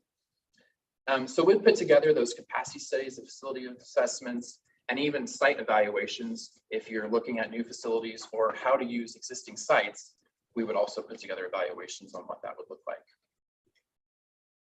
So step 3 of the plan is about priorities of the district. And we like to say we're in this phase, we're defining the physical needs as well as educational goals, and we're going to do it in words first. So typically, Philip and I, we sketch all the time, we understand diagrams, drawings, but not everyone does. And so we try to do this step 3 in words first. So we'll list out our priorities. Most everyone can understand in black and white statements what those priorities are to help get on the same page. And so that's what the planning priorities phase is just about, is understanding what those priorities and goals are. It may include things like safety and security, staff retention, you know, community partnerships and development. Those are just examples. Our process will help understand what's important to Baldwin as we would go through it. Those priorities then we can use when we get into exploring options, which is the next phase, to really test the options that we're pulling together. So we may bring you 20 options based on what we're trying to look at, and then we can go back to those priorities and say, okay, which one of these 20 options meets our priorities the best, and kind of help evaluate them, kind of keeps us all accountable to what we said we needed to do. All right, so step 4, we're working on aligning that vision. We're exploring options. We've collected all this data. We've created your priorities. And then when we get to step 4, we're trying to figure out what's the best way to make those things happen. A couple things, or a couple ways that might look like in a long range plan. The first graphic on the left is just a diagram of the district. So for that particular district, they're trying to understand capacities of buildings versus enrollment, how that might change, where they might need new buildings, where they might need additions. That diagram can also start to introduce new programs. The hard to see but yellow hexagon in the middle was them introducing online learning and how that was maybe offloading capacity of their existing buildings in a different way. The diagram, or the image on the right, is a flashpoint diagram. What this does is tell us, based on the demographics, if and when the students show up at your door, when do you start planning for that next building so that you can design it and build it right as best we can, estimate when those students show up. So that starts to predict if and when you might need new buildings. Now, it can work the opposite direction. If you were to see declining enrollment, that can also help us decide how to handle facilities in the opposite direction. The other way the exploring options can start to demonstrate projects is through conceptual type master planning. These are some site plans for a couple high schools where we were looking at additions and renovations and improvement projects. But we'll do things like this to also help scope potential projects, again, so that we can start putting budgets to them. Because as we review these options, everyone's going to ask, well, how much does that cost? What's that look like? And so we need to have those costs paired with the drawings to kind of really help explain what those options can look like. All right, step 5 is finally picking that final plan and adopting it to go forward. And you'll start to really see those financial options being shown in step 5. Typically, we work with local contractors to try to get us the best cost estimates that we can. Now, if you guys are at all familiar with the construction industry right now, inflation is through the roof. And so it's a little bit more difficult than it ever has been. But we are working with those folks all the time to get as real-time estimates as we can, and also try to put in some inflation. Because obviously with this planning process, you can't do it immediately. And so we'll try to build in some inflation estimates just to kind of help protect the district if and when you can do those projects. So in the end, you get this comprehensive plan with the data collection, all the stakeholder engagement pieces, the planning priorities, and those conceptual options along with those budgets, kind of all wrapped up into one clear roadmap that you can keep, again, to use for future use. Often you can't tackle all the projects in it at once, but then you know, hey, after we do the first round, maybe we know what the second round is going forward. So then we get to the point where we've got our master plan, we know what we want to do. Often that leads into a bond issue. For most districts, they don't have enough in their capital. It leads to a bond issue. And so we did want to kind of share what the process kind of looks like for helping with a bond promotion. Again, 5 steps. Apparently we like 5 steps, but it is very similar. The first step is just all about getting organized and figuring out who's going to be involved, who's doing what. Again, we don't need 30 people going 30 different directions. We want to be organized effort. So that's step 1. Step 2 is just about distributing information. Now, when you're doing a bond campaign for a public school, you're not asking people to vote yes, you're informing them on what's on the ballot, why it's on the ballot, and those sort of things. So you're distributing that information so everyone kind of has a clear picture of what's being considered. Through that process in step 3, you're building that support. Often it's grassroots, particularly in a smaller community where you get those people that are excited. You know, you may have someone that's excited about a new elementary school, or someone that's excited about a football field, or whatever their kids are involved in. Often is where they're most passionate, right? And those people can be great proponents for a bond issue to really help in a grassroots way build that momentum going forward. Number 4 is just all about making sure everyone knows where they're voting, when they're voting, how to get there, all those things, just to make sure that they show up to the polls to give us their input. And then 5, we hope that we're celebrating successfully by kind of going through this process with you. Just to kind of share a little bit of our experience as far as capital campaigns go, over the last 8 years, we've had 47 successful bond issues, about 94% pass rate on those bonds, all totaling about $3 billion worth of construction just in the last 8 years. So Philip and I have been through this process several times. I just have been going through the master planning process with Liberty for the 3rd time. Often we do this process and then come back later and kind of update it with them as things change. So we're used to being involved from planning through bond issue all the way towards projects. The other piece of a capital campaign is a lot of visuals, trying to get that information out. Part of our services that we provide at Hollis Miller, we have graphic designers on staff. They can do all the bond promotions, to yard signs, to flyers, to pens, buttons, whatever you need. They can do that in-house. And as well, we keep them, they're on our staff for environmental graphics and other things in our design projects as well. But they're pretty used to doing these kind of promotion materials as well. So we just kind of wanted to again step into a little bit. So if we have a successful bond, now we've got some projects, this would be a little bit idea into what our process would be like. We don't build your building 5 times. We like to say we build your building 3 times. So in this one, we kind of run through this as first in words, then in drawings, then in bricks and mortar. And so it's similar to a little bit of what Kevin was talking about in those 5 steps at one point where we're, you know, doing it in words, not in drawings. And it's very important in terms of just establishing that foundation, letting people speak the same language of how do you want to define, what do you want this space to feel like? What do you want it to do? Do we need to go on some tours and go, you know, see what some other projects look like? Is it just about talking about schedule and budget and those kind of things and establishing essentially the foundation, right? And so we can build up from there. You know, after we get that, we kind of, then you go into more of the traditional, what you may expect. Here's an architect, they're going to give me a drawing, right? So then working with the design team to kind of go through those concepts, always looking back to what did we establish in the words? What are we aligning this to? What's the criteria we're trying to match? And those are your words, you know, and pulled from your community, pulled from your design team, however you guys want to put that input in there. And then of course, bricks and mortar, that's the actual building of the building. So, and this is kind of a little bit of what that process for us looks like, going more general to specific, starting with the master plan, working through programming, conceptual design.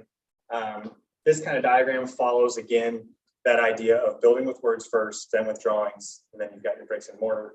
So if you kind of imagine everything up top is about that data collection, getting the right stakeholders involved, getting the community input, getting the design team, starting broad so we can get to that right solution for you guys. That's kind of a quick overview of our design process. It's simplified too because, again, when we get into this, it is very much adapted to how you guys want to operate. We can certainly say, hey, this is the way, if you guys want us just to gonna push, we'll push, but otherwise it's really getting you guys involved and allowing it to be more. So, and then this is just a little bit, we mentioned before, we kind of showed that slide. This starts to show a little bit of some more recent projects that we've done around in the area, just from elementary schools to high schools to various projects here. So. Okay, so as Philip mentioned before, we're passionate about education, design, and architecture, and believe that we're more than just that architecture piece, that we're really interested in connecting with you, connecting with your community, and creating something really awesome together is kind of why we're here and why we do what we do. So just a couple things just to kind of recap, you know, why hire Hollis & Miller? Again, it's that co-creation piece. We're here to work alongside you and your team and your community and really kind of build something together. 100% focus on education. So 118 people back at the office are all working on educational projects in one way or another. And so that depth of experience that Philip and I can lean on, all 118 people to bring, you know, there's always some weird issue that happened over at this district that we can then learn from and bring that experience to you all. And so we do think that kind of sets us apart to be 100% focused on education. That engagement piece, we do this all the time, whether it's master planning or even in the design process, as Philip was sharing, is we're engaging stakeholders constantly. During the design process of an elementary school, we might be meeting with the elementary kids. We might be doing things with high school students as part of their high school curriculum. We're just constantly trying to be engaged with your community so that they understand why we're here and why we're doing what we're doing. And then finally, we're here to be your advocate. We're here to help you have a successful process and a successful project, all from engagement to being on time and on budget later in projects. So that's our quick overview of what we could potentially bring to Baldwin. Happy to open it up for any questions.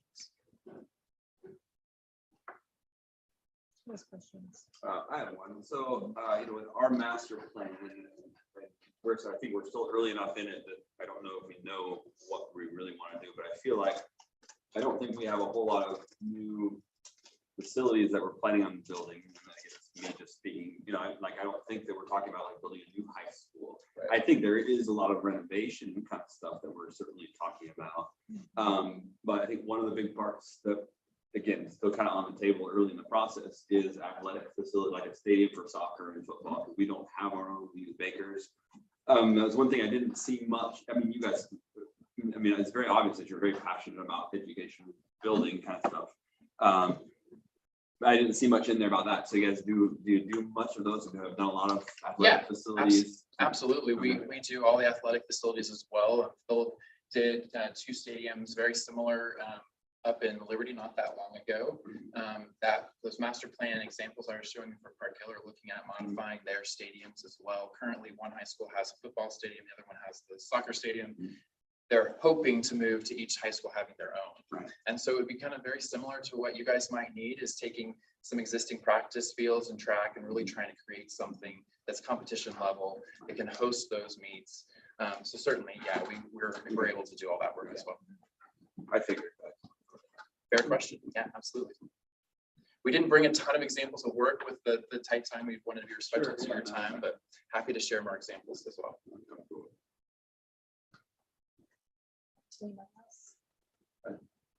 Good question. But what happens, how about fees for like if we do the bond and it doesn't pass? Are there a fee and then incurred? So the master plan would be the flat fee that we agreed to once we put together the plan. But as far as a bond not passing, then we wouldn't typically engage in any projects prior to the bond. Right. Now, some districts are excited to get started and they're like, well, we can afford part of conceptual design. We want you to get started enough that we can do some renderings and get the community excited. And so we could always look at, well, we want you to take the design this far and then stop. It may help in promotion. It is a little bit of a risk for the district to do design ahead of a bond issue if you're planning on paying for it through the bond. But we've done that as well. So there is ways that we can kind of adjust that process to kind of suit what you guys are interested in. Typically, though, I would say most districts don't sign ahead of the bond. Right. And we'll do enough conceptual to share the Right. plan and to budget it and those sort of things, but not so much that you're at risk. Right. I guess maybe that was my question then. So like as we go through the process and we start and say, okay, let's get going, and we do it. We do the bond. You do the work to get the bond going, but then everybody's like, no, we're good. We don't need to do anything else. That we still there's a fee there for us. There would be a fee for that master plan piece. Yeah. And that's the flat rate. That That was would be the what 40 to 75 40 to range. 75. in that based on- range. That would be whatever, when we sit down and say, okay, this is really how we want to tackle this problem. And this is kind of the itemized piece in each step. Here's the meetings we're going to have and who we're going to engage and what we're going to produce. We would come to that agreement before we would really conduct the master plan so that you guys are aware of kind of what you're up against. And you take an IOU until the bond passes. We could discuss that. Yeah. Chris, do you have any? Yeah, if it's okay, I'll jump in with a really complicated question. I mean, He's talking. is my audio okay? Okay, now we hear you. Okay. All right. So this is a bit of a complex question for our guests here, but and apologies for not being there in person for this part, but our strategic plan as a 5-year objective for our district is going to preempt our ability to get in front of this as a bond issue. And I'm kind of curious to ask our architect friends if they have experience in which the community may or may not be fully cognizant of the newly redefined strategic plan of a district prior to stepping into a bond issue. So in other words, like there may be a bit of community confusion around what we are intending to do as a district that may be stirred up in that very detailed process of co-creation and demographers and designing learning environments. I'm hoping this question is sort of coming across and that we have a bit of a complex timeline in how we're organizing this rollout here. And I'm kind of wondering if you can speak into when you have a new strategic plan that has been developed by the district, and then like 6 months later, you roll out the we're going to add some facilities into the mix here too. Does that question kind of make sense? I think so. With any sort of new rollout of any sort of plan, strategic plan, whether it be for the district, maintenance, for programs, for education, there's always this like campaign, right? You're always trying to inform people why we change things, why we're doing what we're doing. In this scenario, I could see many times when we're engaging the community, we've got the group together to talk about the future of the district. That's a great time to insert your staff to say, we have this new strategic plan. This is what it entails. This is why we did it. And then we can also talk about the facility side of things and how it's meshing with the strategic plan. So we can use those efforts to kind of kill two birds with one stone, help educate your community on the strategic plan while we're learning from them on the master plan and educating them to why we're even talking about a master plan as well. Okay, perfect. That answer your question? Yeah, it does. And in that sense, it's just sort of a confusing timeline in which we'll have a fairly clearly defined strategic plan going forward. Just there's that facilities one of 5 goals basically is going to be related to facilities here. And then there may be, like, some of this work's basically already been done is what I'm trying to say but also you've got a very elaborate and detailed process for fully pulling out that information regarding what do they want out of facilities, which is a theme that's popped up in our feedback. I'm just kind of, and you've spoken into it well in terms of addressing how to create those conversations with focus groups and the community at large to kind of really fully elaborate on those ideas that they're already expressing in the feedback we've already received via this process thus far. So long-winded way of saying thank you for addressing that question. I don't want to be redundant in our activities with our community at large here. And I think the way you're describing that, it's not going to be redundant. It's going to be elaborative in a lot of ways. Yeah, my hope would be that through our work, we could say, we already know based on the strategic plan, we've already decided this, the district's already, created this, that we already know these certain answers. And so instead of asking for something that may contradict what you've already decided, Or has recently been asked, so right, they aren't doing the redundancy. yes. Right. We don't want to ask people things over and over again where there's like, we just went through this. Right. Right. So we'll want to take the time with your leadership team to understand what's in the strategic plan so that we can mesh that with our activities. Yeah. Perfect. All right. Thank you for addressing that overly complicated question there. No problem.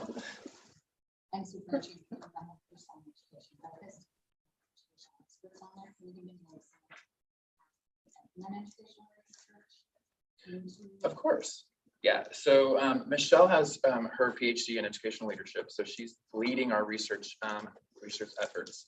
One thing that we do quite a bit of is post-occupancy surveys. So Philip just designed a new elementary school up in Park Hill where we, through a series of right after they're in it, 2 years later, 4 years later, we go back and kind of evaluate how they're using the space, how it's worked out for what they're trying to do. Anytime we build something, it's like when you build a house, you're probably going to change a few things once you get in it, right? So we know that the design process is not perfect either, and so we want to learn from that. So that's one way, is working with our stakeholders after they're in a design, understanding how it's worked for them going forward. Michelle and another woman in our office, Christine, do a lot of just research and understanding, how the brain works, how spaces work with the brain, lighting, daylight, color of temperature of lights, paint colors. All those things have impact in our environment and how our students learn. And so they're able to do a lot of that research and then share it with our design teams as design resources so that all of our design teams are taking those things into consideration. And they're invited. When we talk about design teams, we're having those meetings in the office. They're always a part of those meetings weekly to see if there's something else that they need to look at and get input to that has been considered. And they also, like Michelle had mentioned, it's good when we can get them involved early, especially through the master planning process, those kind of things. So she can have those discussions with you guys in terms of what's that direction you want to go. So she can bring that back to the table at the design meetings when we have them. So she's on every single team, her and Kristen, basically. And they'll come in and kind of like make sure that they've heard what they're hearing and give that input. And part of their role is to challenge the district a little bit too. So during design, we may say, well, we see you do it this way, but we've seen other districts have success doing it this way. Had you considered that? And it doesn't mean we're trying to force ideas on you, but we're trying to open up the door just to other ways that things might be done. Another reason Philip talked about touring is going to just see what other projects look like. You can learn stuff that you hate about another project or stuff that you love, but either way, it's time well spent just kind of understanding what other people are doing. Yeah. Looks like we're about at the end of our time. Does anyone else have questions? Okay. Thank you guys so much. Really appreciate it. Great to meet you.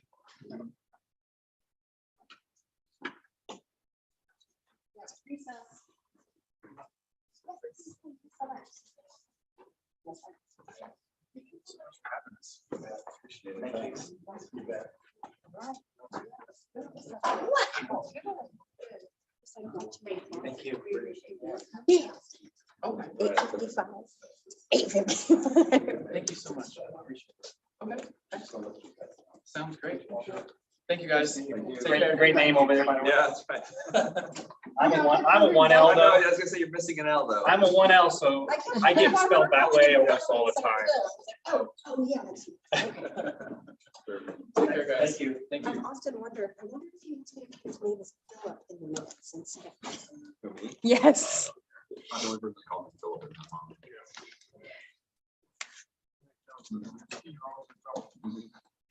My mom calls me Melissa. All the time. But that's because she's. Yeah. I'm just not lucky.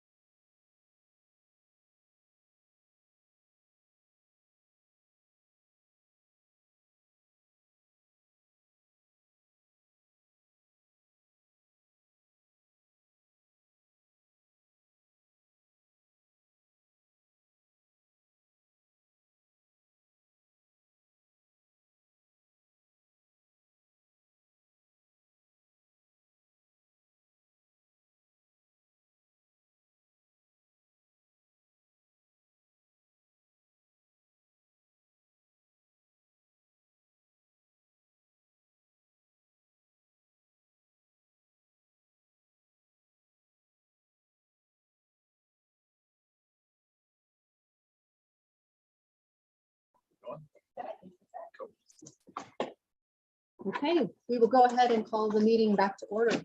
Welcome. Begin when you are ready. Okay. Well, thanks for letting us be here tonight. We appreciate the opportunity every time we get to stand in front of the school board and talk about our services.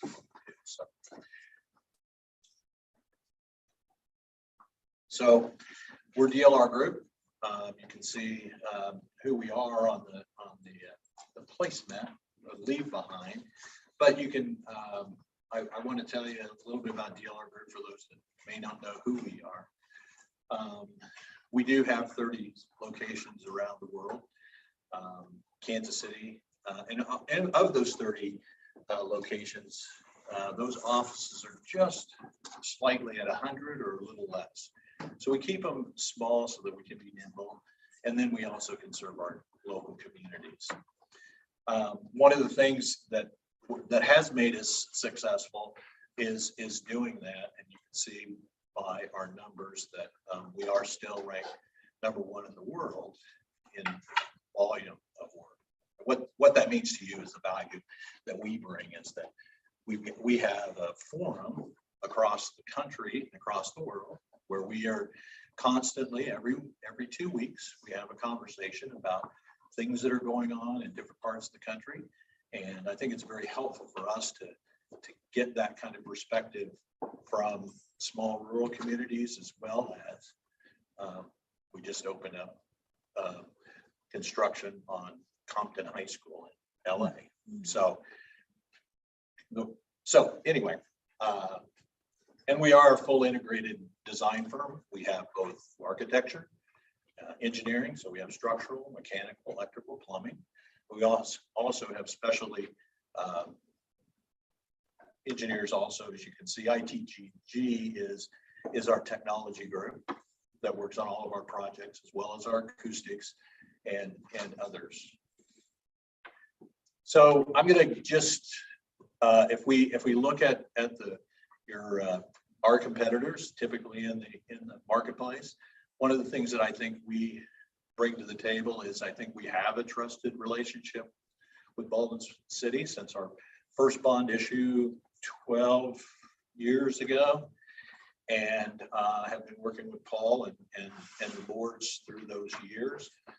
So I think that we consider you a partner, not projects. We don't ever look at it that way. We look at firm, or as our firm, we look at our districts as partners along the way.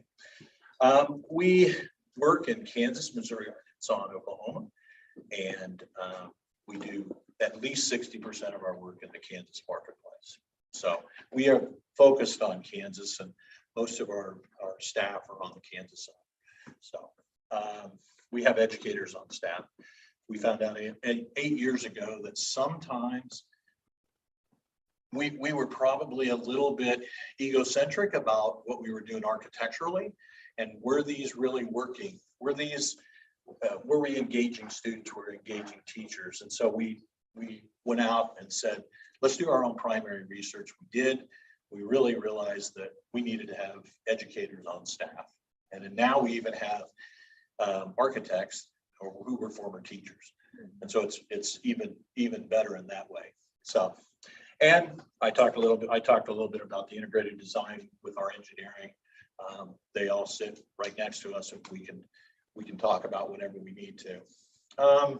Just wanted to kind of bring you up to speed on, you may not know, you may know, all the work that we have done in Baldwin City and for the district. You can see the new primary center we did in the last bond issue. We did major renovations at the junior high. We've done since then, we've done all the secure entries as well as here. And at the high school, we've done secure entries. We did the practice track, the activity fields that are out there also, and did some conceptual work for you on some maker spaces in different areas. This space being one of them. In the last few years. So somewhere I would just to let you know, I mean, this is probably somewhere in the neighborhood of $2 million in fees for us. So it's not, I tell my colleagues in other cities, I said $1 in Baldwin City it spends just like $1 in New York. So in fact, it goes a little bit further. So we don't ever consider, we understand where the dollars are coming from. So we're going to go through, you're going to see your questions, the questions that Paul posed to us, and we thought, well, let's go ahead and why don't we just answer these questions as opposed to trying to be, we talk about things as we will. You can see across the state of Kansas, these are just some of our clients. You can see in all of those blue dots are locations that we have done work, and we have worked across state lines, 3 miles from Oklahoma, and I think it's 37 miles to Texas. They're from Liberal, so we've got it's farther. It's close. Our Liberal job is closer to our Denver office than it was to Kansas City, but we did it out of Kansas City and loved it. And I'm going to leave you the presentation, and you're certainly welcome to get a hold of any of these folks. They're your neighbors. They're folks that we work for now and have worked for in the past. And I think are important for us to, they're our best salesmen, those people that we work with. And so I'm going to reintroduce myself, and I'm going to tell you a little bit about these two, and I'm going to let them talk about themselves when we get to a portion of them. Kevin Gresher, I'll be your client leader. I'll be the person that helps get everything through the process of DLR group and kind of lead our folks. And I lead our group as I have for the last 16 years. So Megan Masterson, Megan will be your project manager. Most important person. Well, these two people are the most important people that you're going to talk to tonight, and she's the person that will keep us in line. So, and Stephanie Meyer. Stephanie is really, truly our community engagement person. She's not an architect, and or a natural blonde. Yeah, and we're very proud to say that she has expanded what we do even more so. Andy, you may remember a gentleman that was with us before, John Fuller, that helped us with all of our bond issues. Well, she does it twice as good as John. So, and John is now one of our managing principals in the company. So you can read what you want. That's Ottawa. I think the thing for me is I've spent 43 years in K-12 education. So I love K-12 work. I live and breathe it. And it's been my lifeblood. I've done other things, but this is what I really love. So one of the things that we want to make sure you guys understand is just that this is a simple diagram of our typical process. It's not anything flashy, but I think it's been very effective. And I'll let Stephanie talk a little bit more about some of this, but we understand there's a potential that you would want to do something in April of 23. Not obviously, you haven't put that out there, but we've just put some timelines on this. So these are just it's a linear process that we typically go through. Any project, it doesn't matter what size it is, what it is. We just like to make sure that we cover all our bases. We set the base very well, and when we get to this place here, we have gone through and looked at every possible thing that could happen and make sure that it's the right scope of work.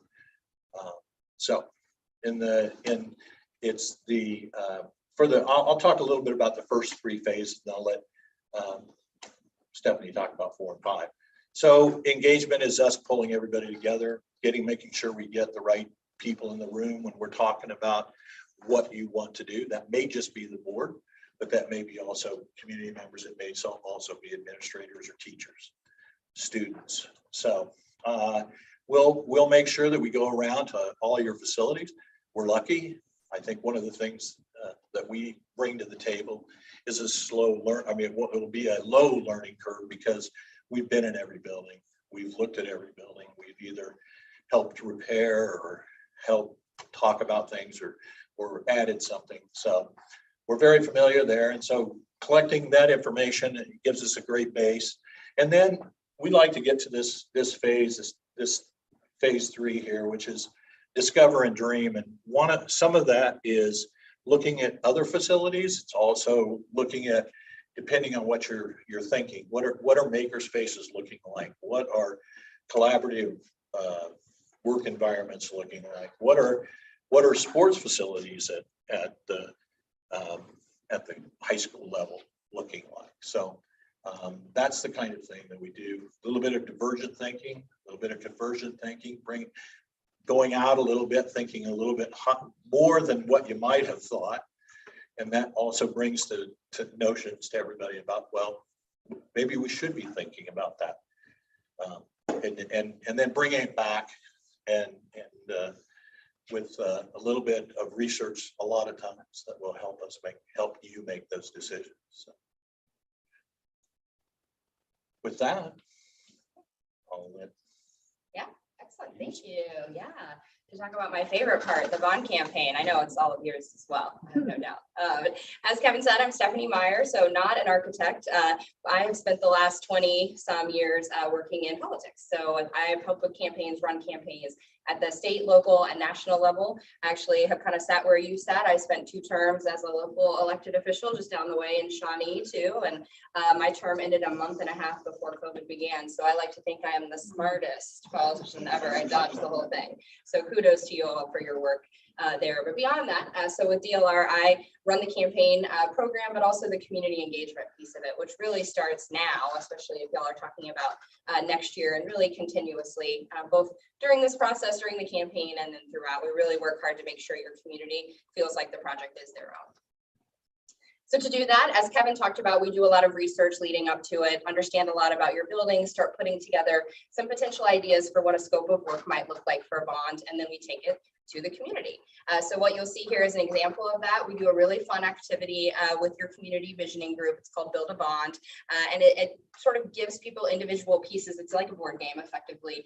So they can put together what components of a potential bond scope they might like to see. So it's really fun. It's typically pretty eye-opening for folks. I know it was for me the first time I did it, to realize how much everything cost that I wanted. So it's a great way to kind of tie the community together. So we do a lot of these exercises with the point being, we again want to engage folks, but want to get their opinion, want to make them feel as though they are really a part of this process. So when we get to the point where you all are approving a bond scope to go on the ballot, that people really feel like they own part of the process, they are informed about it, and are not surprised that it's coming forward to the ballot. So we do a lot of work on the front end to get to that point. And then theoretically, once you all approve that scope of work, we do about a 12-week campaign, so traditional campaign, and we have a two-path approach that we like to work through. One is the fact-based effort, so that's what you all are involved in, obviously at the district side, so providing all of those materials and data and all of the websites and social media and all of that good stuff just to deliver the actual facts of it. So what is the background? Why is there a need? How did this happen? All of that good work that happened at the beginning of the visioning process, we help you with that. So I have a full marketing team that supports me. So I act as kind of just the campaign house. So whatever you all need created, we're happy to work hand in hand with the district, your communications folks, act as the communications folks. I really help sell your message without being the face of it, but let you do that and provide the material that you need.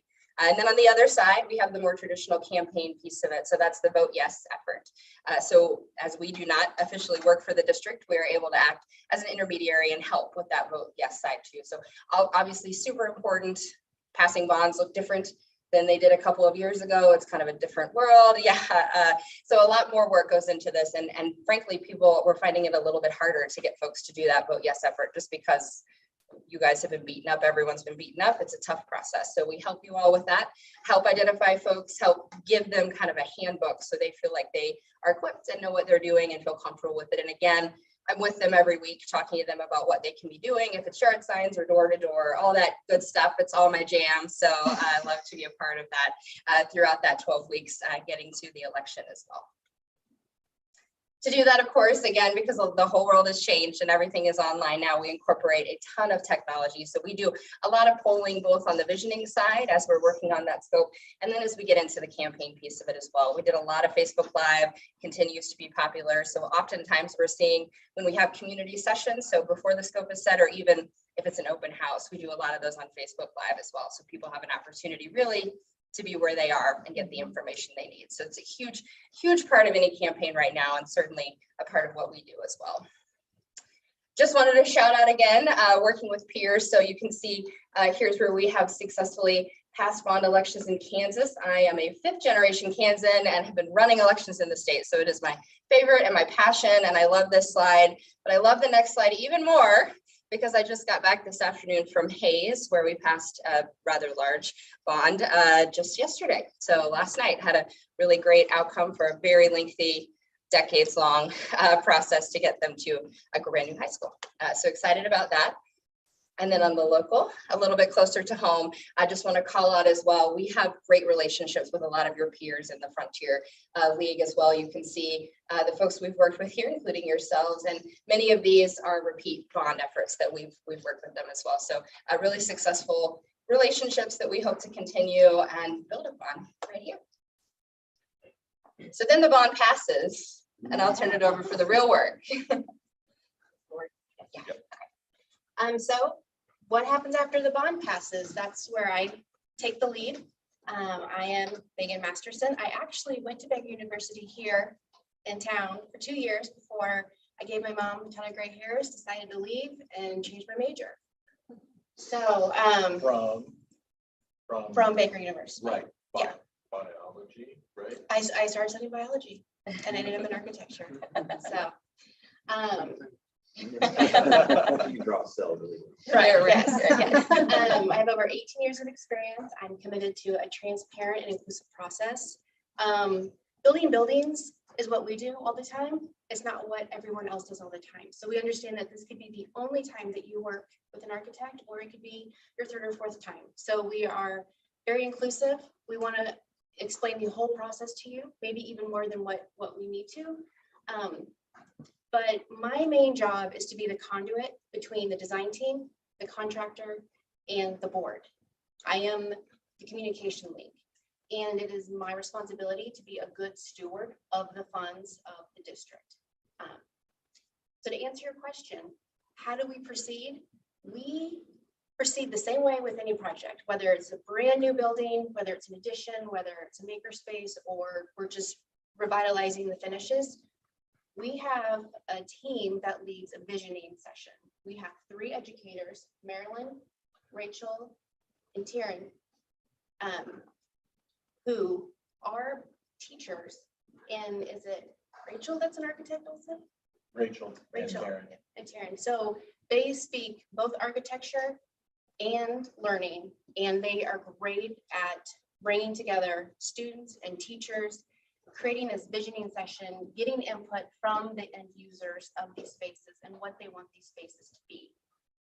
And actually, this is my favorite part of the whole process, because this is an example of what has been produced in these visioning sessions. They're prompted by questions. What is your dream school? What would you want? And then this is something that comes out of it. It looks just like a bunch of construction paper and tape and pipe cleaners, but our designers are able to take this information, make it into something like this, where we study the spaces, the adjacencies, how these parts and pieces will work together. And then we take those organic shapes and start to form them into walls and doors and 3D spaces that you can start to envision yourself in and have purpose. And we study everything from how do the paint colors affect your mood to how does the furniture, what kind of furniture is best for this learning? Not all learning is the same. And so there's different types of furniture that promote different types of learning. And so we study all different aspects of that until we get to a product that looks like this, that it's an actual space that the teachers and children and community can come into and enjoy and live and learn in. And throughout the design phase, we have meetings. We'll meet with the board. We'll run the design by you. We won't move ahead without your approval. We engage the initial visioning team that we worked with throughout the process to make sure that we are on track with their initial vision, and also have community meetings to let the community know what we're doing and they can have say in what is going on. So then after everything is approved design-wise, we move into construction. And on the right is an observation sheet, which documents different phases of construction, takes you through what's happening, when it's happening. My job is to make sure that we're keeping on track with the schedule, we're keeping on track with the funds, make sure that what is in the construction documents is being accurately built on site. And then when the building is done, you're not done with us yet. Can't get rid of us. If you have a building by DLR Group, you're a lifer. Like, we continue to work with you on maintenance. Buildings can eventually have issues where there's a leak, or Kevin had mentioned that he works with you on the boiler and get a call. We will help work through those issues with you where we don't disappear. We've also been asked by other school districts and teachers to have some of our staff come and teach the children about architecture, design, work in maker spaces. And so not only do we create these spaces, but we help educate the children that are occupying these spaces. So this is the what, 24,000, I don't know what, $64,000 question, right? So what are the architectural fees that we charge? We're pretty straight with all of our clients. One of the things that we do is a contract that we signed with you early on. was a general contract because we didn't know what the total construction was going to be. We didn't know anything about what the projects were. So we signed a general contract that talks about if you think you're going to go for a bond issue, that we would work for you for nothing during that time of the bond. And at the successful passage of a bond, we would receive a percentage, which we would negotiate early on in the contract. That's typically somewhere in the neighborhood of 1/4 to 1/2% of 1% of the total bond. So 1/4 to 1/2 of 1% of the total bond. So that sets the tone. So the only thing that we usually ask you to pay for is some expenses, and that's usually printing that we have to do during the visioning and travel, and that's it. So then when projects are decided and we know what they're going to cost, then we're typically anywhere between 6% and 8.5%. And 6% is new construction, 8.5% is complex renovation. And I'll give you, if we were just to do, like we had looked at doing something as a makerspace in here, that's not going to be 8.5% because you've got walls that you already have here. There might be some lighting that changes furniture and things like that. But, so that gives you a little sense of where those are at. So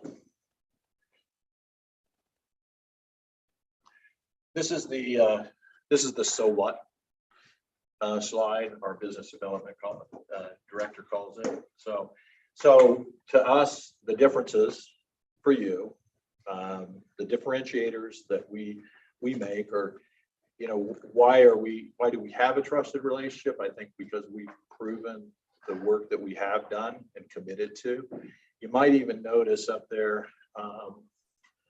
we did your acoustical project at the gym, and it happened during the COVID time, and I think it drug on a little bit longer than it should have.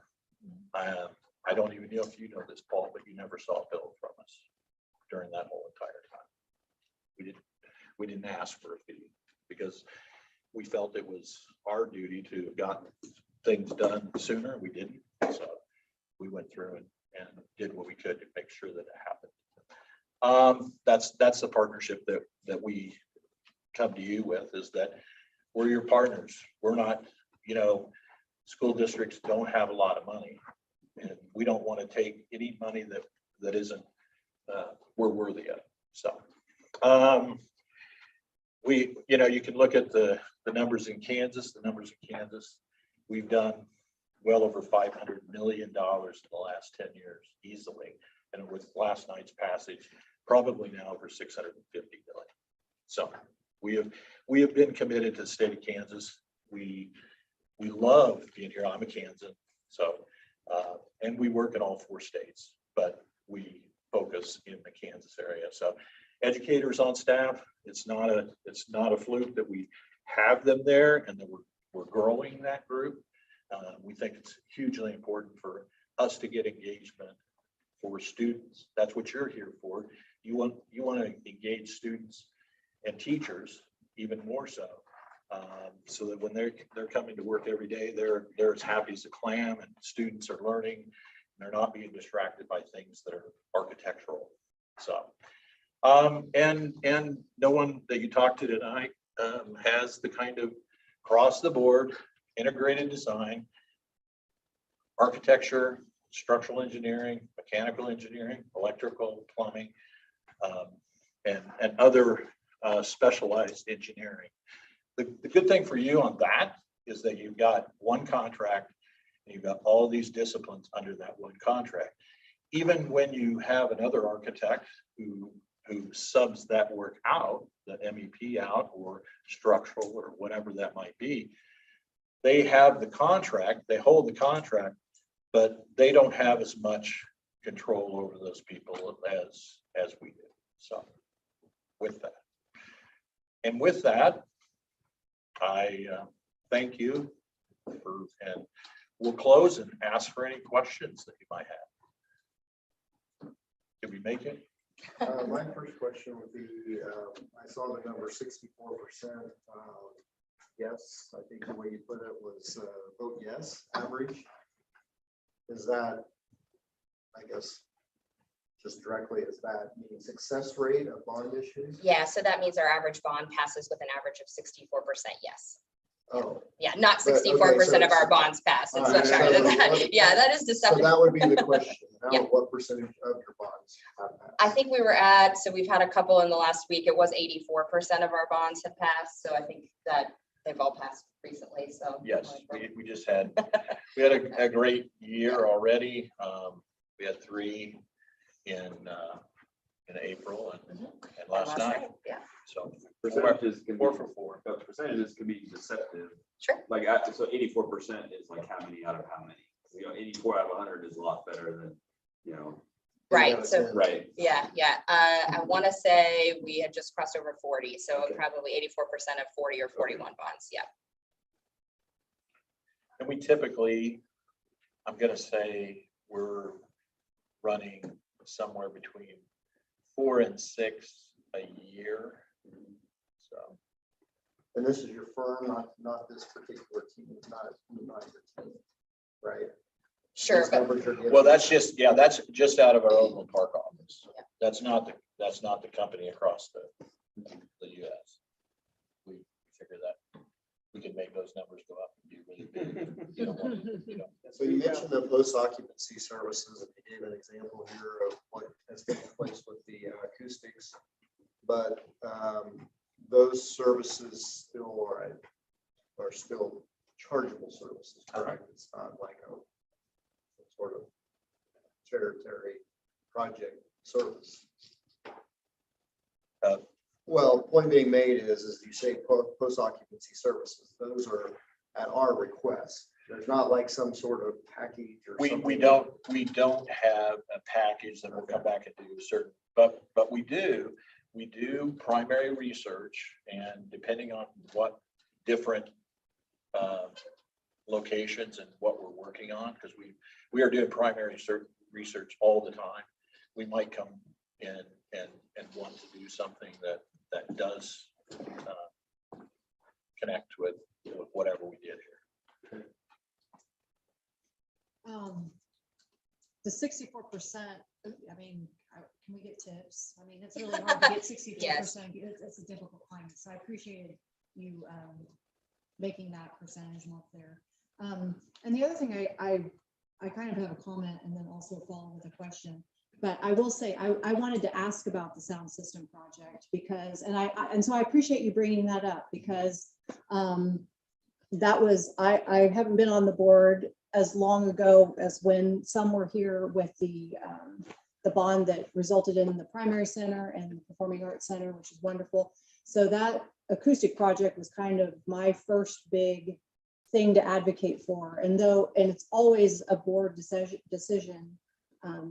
Every vote I take is very personal. And so I did want to ask about that because, that didn't go quite the way we wanted to. And it means a lot to me that you just owned it and I didn't even have to ask you about it. So that means a lot to me just as a business person. So I wanted to thank you for bringing that up. I'm sorry that it came back. So, hey, also it was like a little pandemic thing happening. And so, all kinds of things happen, but it means something to me that it wasn't even something that I had to ask about. Stuff happens. It's how we communicate and work forward that determines the quality of our relationship. So I appreciate that. And my other question then actually it's not even related to that, but I am curious about this education opportunity for kids that you mentioned. That was different than anything else that I heard tonight. And I wanted to know more about that. Is that something that you do like as the process starts to get their ideas, or when you're talking about architecture classes? So it was kind of twofold. So we do bring the kids in and we want their input because this is a space that they're going to be occupying. And so we want to give them ownership and also teach them about the process of design. And so it really means the space means a lot more to them and they understand it better if they have a say in the very beginning, along with the teachers. Now, with some of the school districts, because of the close interaction with the children and the teachers, we've been asked to come and host classes for the students. So we'll host like a day workshop.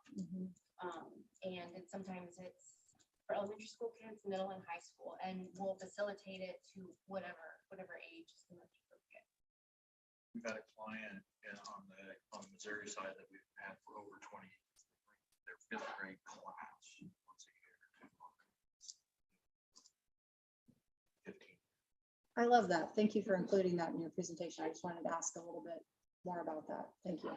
And I'll jump in quick on the 64% too, and happy to provide lots of tips. So part of why we talk about that and the 64% and 84% of them passes, we're really honest with you. So we want to go on this journey with you, and we sit in all those visioning meetings. We have conversations with the community. We see those conversations, and we will be frank with you if we feel that the timing is not right to go forward to a bond. It doesn't do anybody any good to have a failed bond. So we're pretty upfront about those conversations with you. It's that we really value that, and just having that relationship where we can make sure it's the right time for your community. It's worth pointing out our percentage was quite a bit lower than that, but we did our bond really rotten. We ran it during a general presidential election. And I would never ever, yeah.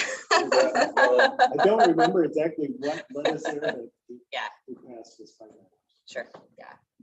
We dragged you down. I think it was. Well, that's okay. I think it was the elementary school at the time. The conditions. Maybe Dr. Deb, I don't know.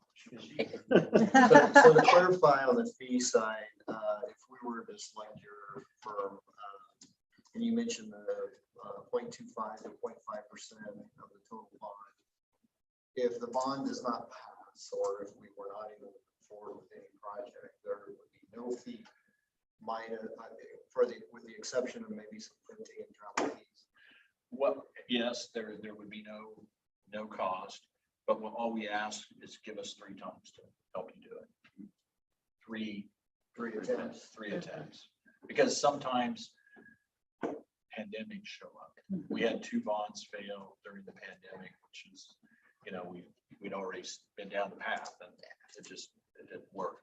So even, so we want to, that's all we're asking for is the opportunity to do it 3 times. And then if it doesn't pass, you don't know. We haven't taken it 3 times. That's our. Yeah, we haven't. We haven't exercised that. 3 times, so. All right. And that would be a contractual request. Yes.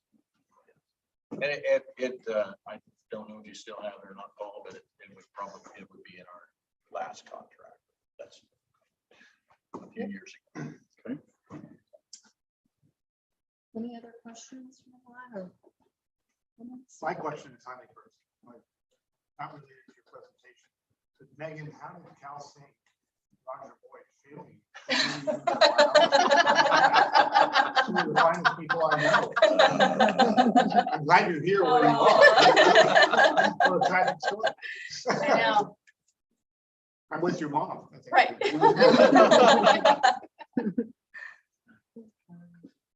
Well, if we don't have any more questions, I want to thank you all for coming tonight and presenting us with this information. We appreciate it. Well, thank you very much. We appreciate the opportunity. Thank you. Look forward to hearing. All right. So timeline, just for you guys, the board will meet next Tuesday for their regular monthly meeting. I believe that night they're going to discuss this and hope to make the decision that evening. Okay. Great. Great. Thank you. Thank you very Yeah, much. I was required to say hello to Courtney and Greg. Thank you for her advisor. Very excited. Yeah. Maybe it's a question for you guys, but will the firm that we select be helping us identify what feels overwhelming to me at the moment? What we have to come up with our, what I do, they each, I know know the I first was firm telling when we Kevin this talked, earlier, is I started, they'll all help us. I wanted to go on. All three firms talked about that original planning part. Yeah. All of them That's is a true, I little guess. bit different. But, yeah, Yeah. I guess that's that additional planning part, but it's the identification part. You know, that I just feel like. That's part of that, having those discussions with the right people in the room. Right. And including all those different community people into what act.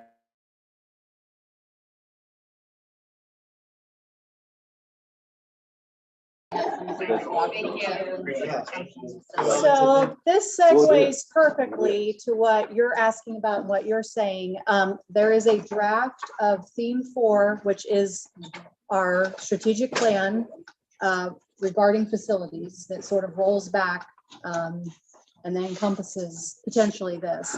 So if you haven't had a chance to look at that, how that kind of lays out a potential structure, the way that was subcommitteed, that is already uploaded in board docs, right, Megan? What was, I'm sorry. The theme 4 for the strategic plan. So you might revisit that before, and Mr. Dodge, I'll send that to you too. Okay, I want to make sure you have it too. I sent it to Mr. Kuntz and I sent it to Mr. Dorothy. So take a look at that again before we come back to the table Tuesday night, just so that we can frame our work so that it doesn't become overwhelming.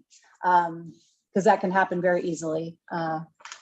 And part of that, the needs assessment, whichever firm we decide to go with, they will guide us with saying, this is the kind of committee, you know, one called it a visioning team, another called it, you know, they have different names for it, but they'll guide us through what we need to appoint or assign next. So if that alleviates some of that at all in terms of process, I want to make sure you guys were aware of that. Does any board member have any other executive session matters that they would like to discuss for tonight? I would if we didn't have a meeting again next Tuesday, but I'm okay with withholding if no one else has anything they want to get to tonight. Okay. All right. Well, if there isn't anything else, we don't have to be. That's what I'm asking. He always stays because we're in his building. Is there more information you would like to share? Okay, okay, okay. All right. Could I just ask one point of clarification? Absolutely. So Tuesday, the plan is to openly discuss what we heard tonight and voice our opinions and take a vote on it. Correct. Yep. If is, you want to keep this process going. Yes. Most certainly. But if you guys can't make a decision Tuesday, there are other, you could go visit some, there's some other things to do to make a final decision. If you guys can't come to a consensus next Tuesday, there are some other processes that can be added to this that maybe helps you. And if, I'm not saying I do at this moment, but if we have any questions, we would like to. For me, there's two that kind of stand above. Right? Would we be able to contact them, or who would we contact if we have a Yeah, I would contact me and let me forward that to the contacts and ask those questions. That doesn't mean, Kelly, if we don't have a discussion, kind of like the sound thing, that we couldn't maybe set something up where you could have direct if you have some real specific things. Okay. All right. We felt like it was way too big of a thing to do tonight with just hearing it. That way that everybody has time to process and think about it further. I wouldn't have wanted to make that decision tonight. Yeah, It's a lot of stuff to sift through. So we'll come back to it on Tuesday. Okay. All right. If no one else has any executive session matters for tonight, then we can have a motion for adjournment. Oh, sorry. Personnel report. Oh, there is a personnel report. Apologies. Thank you. We need a motion to accept the personnel report first. Second. Was that Kelly? Okay, Kelly moved, Phil seconded that we approve the personnel report as presented. All those in favor, please say aye. Aye. All right. Oh, it worked. I heard him. That worked. Yep. Awesome. Okay, motion carries 7-0. And now we can have a motion for adjournment. Thank you for reminding me. Chris, want to make the motion for adjournment? And move we adjourn. Second. Chris moved and Phil seconded. All those in favor that we adjourn? Aye. Meeting adjourned 9:41. Okay. That was so much Thank you earlier all. than I was